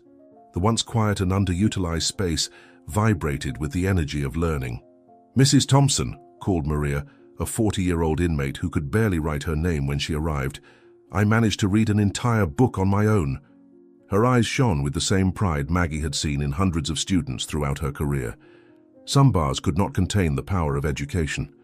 Outside, Ryan was flourishing on his own journey of rebuilding. His physical education classes had transformed. Now, in addition to traditional exercises, he incorporated discussions about respect, consent, and the importance of standing up for what's right. His students saw him not only as a teacher, but as an example of resilience. Claire, the librarian, had become a constant presence in his life. Together, they created a university outreach program focused on harassment prevention and empowerment through education. The program, inspired by Maggie's story, had already reached dozens of schools in the region. In prison, Maggie turned a small patch in the yard into a community garden. "The flowers remind us that there is still beauty in the world," she explained to the other inmates, teaching them to cultivate not only plants, but hope. The project became so successful that the prison administration expanded the area, allowing more inmates to participate. Ryan kept the family's home garden immaculate, following his mother's detailed instructions in her letters to the letter. Every flower that bloomed was photographed and shared during their weekly visits. The garden became a symbol of continuity, of life that persists despite adversity. "I'm proud of you," Maggie said during a visit, looking at photos of her son receiving an Excellence in Teaching award. Ryan had been recognized for his work in transforming the campus culture. "You not only survived, you are making a difference." Both their lives found new rhythms, new purposes. Maggie discovered that even in prison she could continue her vocation as an educator. Her classes in the library became legendary, with a waiting list of inmates eager to learn. The administration noticed a drop in violence rates among participants in her programs. Ryan, in turn, found the strength to transform trauma into positive action.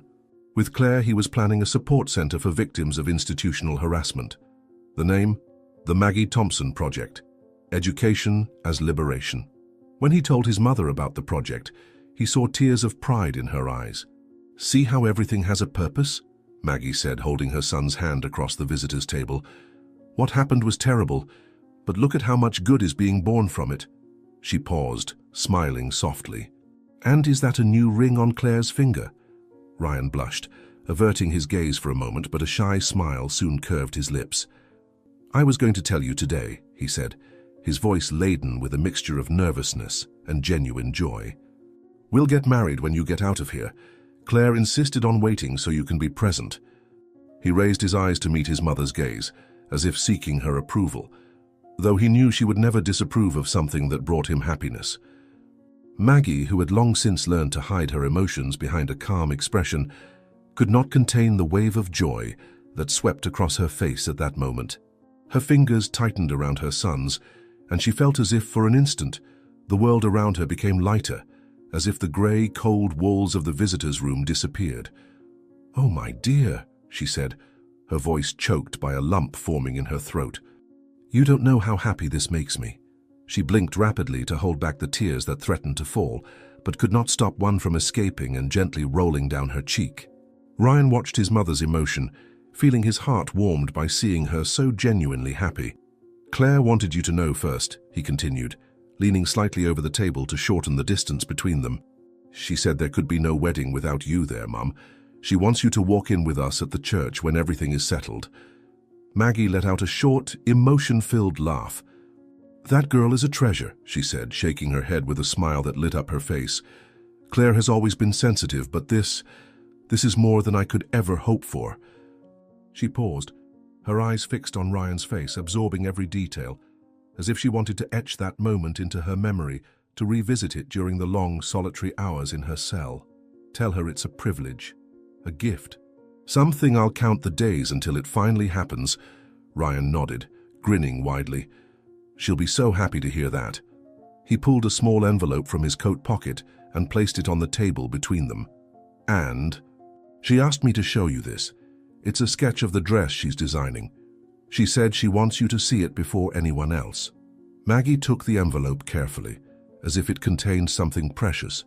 Upon opening it and sliding the thin paper out, she saw the delicate sketch of a simple yet elegant wedding dress. Claire's signature was in the bottom corner, and Maggie felt a fresh wave of emotion as she traced her fingers over the image. "It's beautiful," she whispered, her eyes lingering on the details of the drawing. "So delicate, so full of love." She looked at Ryan, gratitude shining in her eyes. "Tell her I loved it. Tell her I can't wait to see her wearing it radiant, on the most important day of both your lives." Maggie took a deep breath, putting the paper back into the envelope and holding it like a treasure. "You two are lucky to have found each other. Don't let anything in this world take that away from you, Ryan."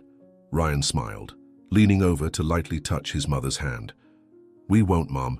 I promise you. And I promise I'll do everything I can to make the day perfect, so you can be there by my side." He paused, glancing around the room before adding in a lower tone, "This will be our moment. A moment to leave all this behind and celebrate a new beginning." The visitation room was quiet, save for the muffled sound of footsteps and distant murmurs. Maggie looked at the grey walls surrounding them, but in that instant, she didn't feel the weight of prison.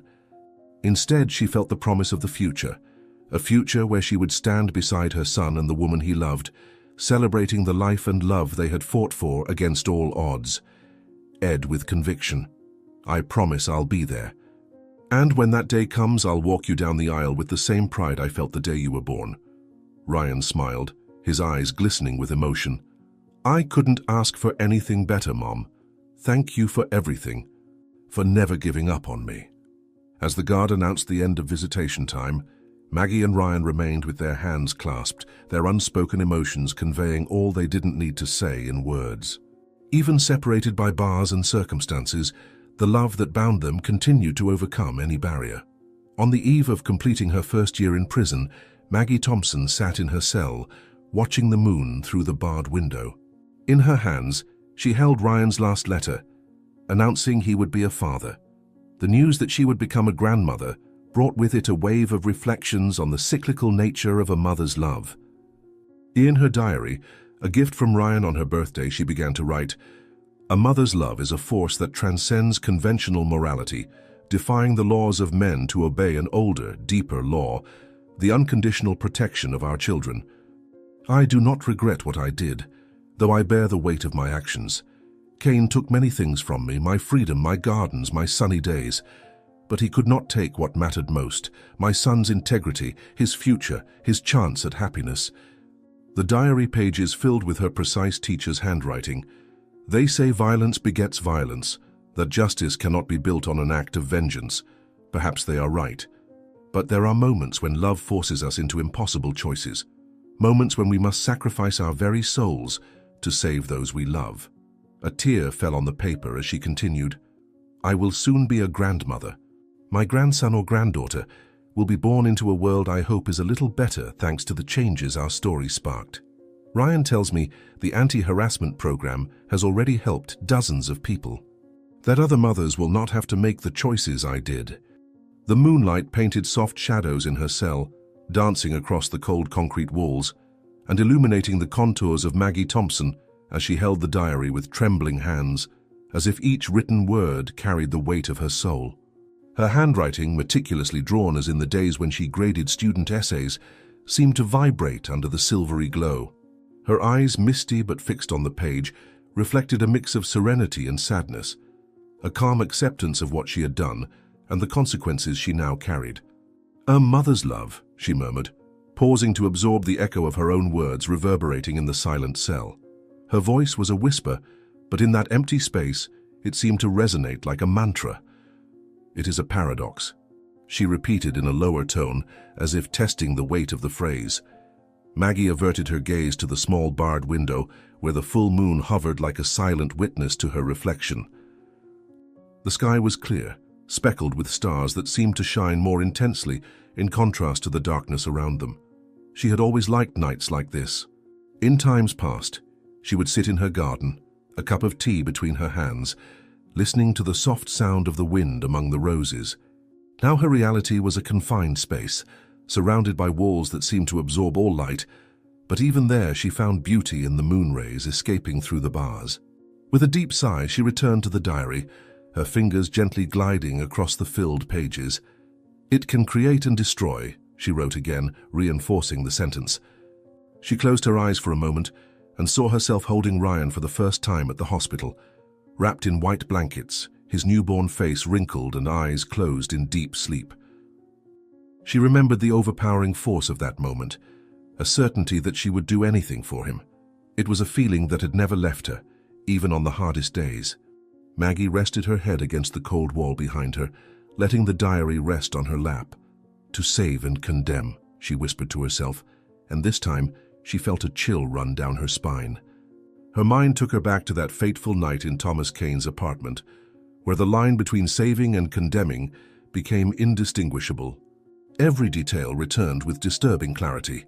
The sound of breaking glass, the flickering lamplight, the metallic smell of blood mixed with spilled coffee. She closed her eyes, trying to push the images away, but they insisted on remaining like shadows tattooed in her memory. "It is a force that allows us to endure the unendurable," she said aloud, as if she wanted to reaffirm this truth to herself. Her thoughts turned to Ryan, to his desperate look in court, begging her not to take the blame. The words he had said at that moment echoed in her mind. "I cannot let you do this, Mom." But she knew, with the same certainty she had always had since the moment he was born, that there was no choice. Not for her. Tears began streaming down her face, silent and warm, falling on the rough fabric of her prison clothes. "I do not ask for understanding or forgiveness for what I did," she murmured again, now with a choked voice. She knew many would judge her, that perhaps they would never understand the depth of her motivations. Yet at that moment, she did not seek redemption. What she sought was something more intimate, more visceral, the certainty that, despite everything, she had fulfilled her duty as a mother. She reached out to the barred window, as if she could touch the moon with her fingers. The silvery light reflected on her skin, and Maggie smiled softly, a smile laden with a quiet strength.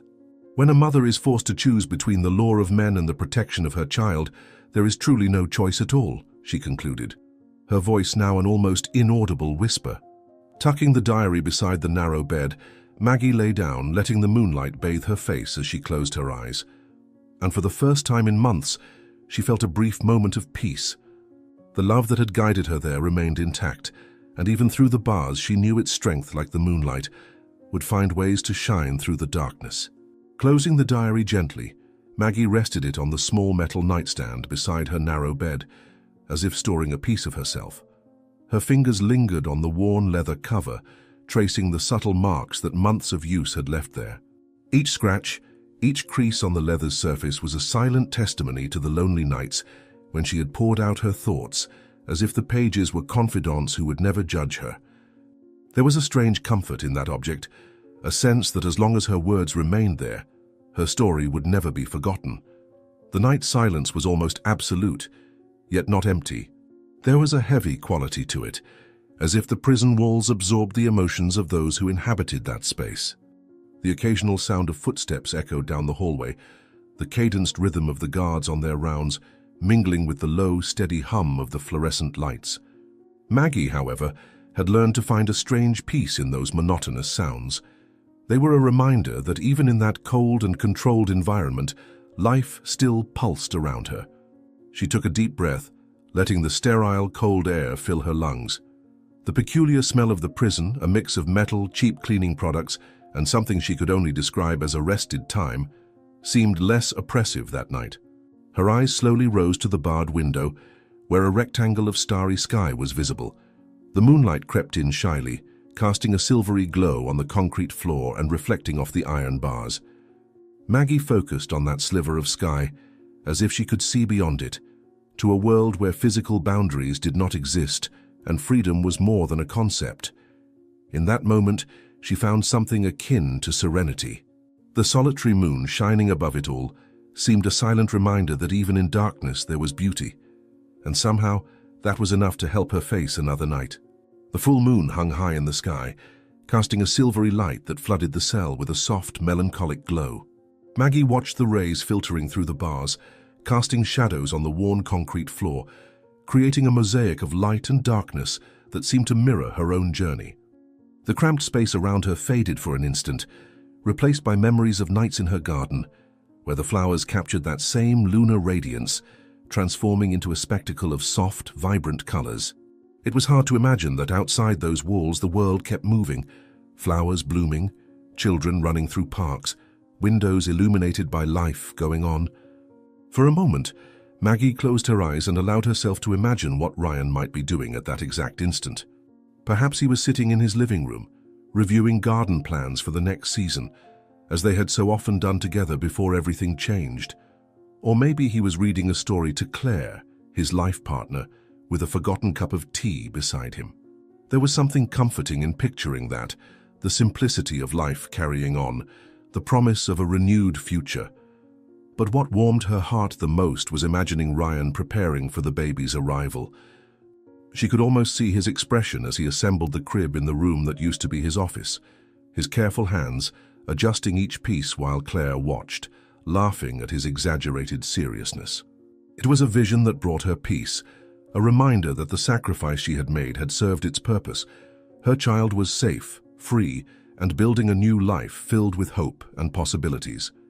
As she gazed at the moon, Maggie began to hear a distant conversation between two inmates in the hallway. The voices were muffled, but they carried a familiarity that made this prison feel, in a way, more human, more connected. It wasn't so different from the nights in college when Maggie graded papers and heard the echoes of youthful voices reverberating through the corridors. The difference now was that those voices belonged to women who, like her, carried heavy stories and scars that couldn't be erased. She adjusted herself in the bed, pulling the thin blanket to cover herself. The smell of the fabric washed in cheap products brought with it a momentary feeling of discomfort, but Maggie didn't allow herself to focus on that. Instead, she turned her thoughts to the promise she had made to herself upon entering there, to seize every opportunity to teach, transform, and somehow blossom. Just like the garden she envisioned in her mind, and which was now tended by Ryan, Maggie believed that every person carried the potential to grow and renew themselves, even amidst the most adverse conditions.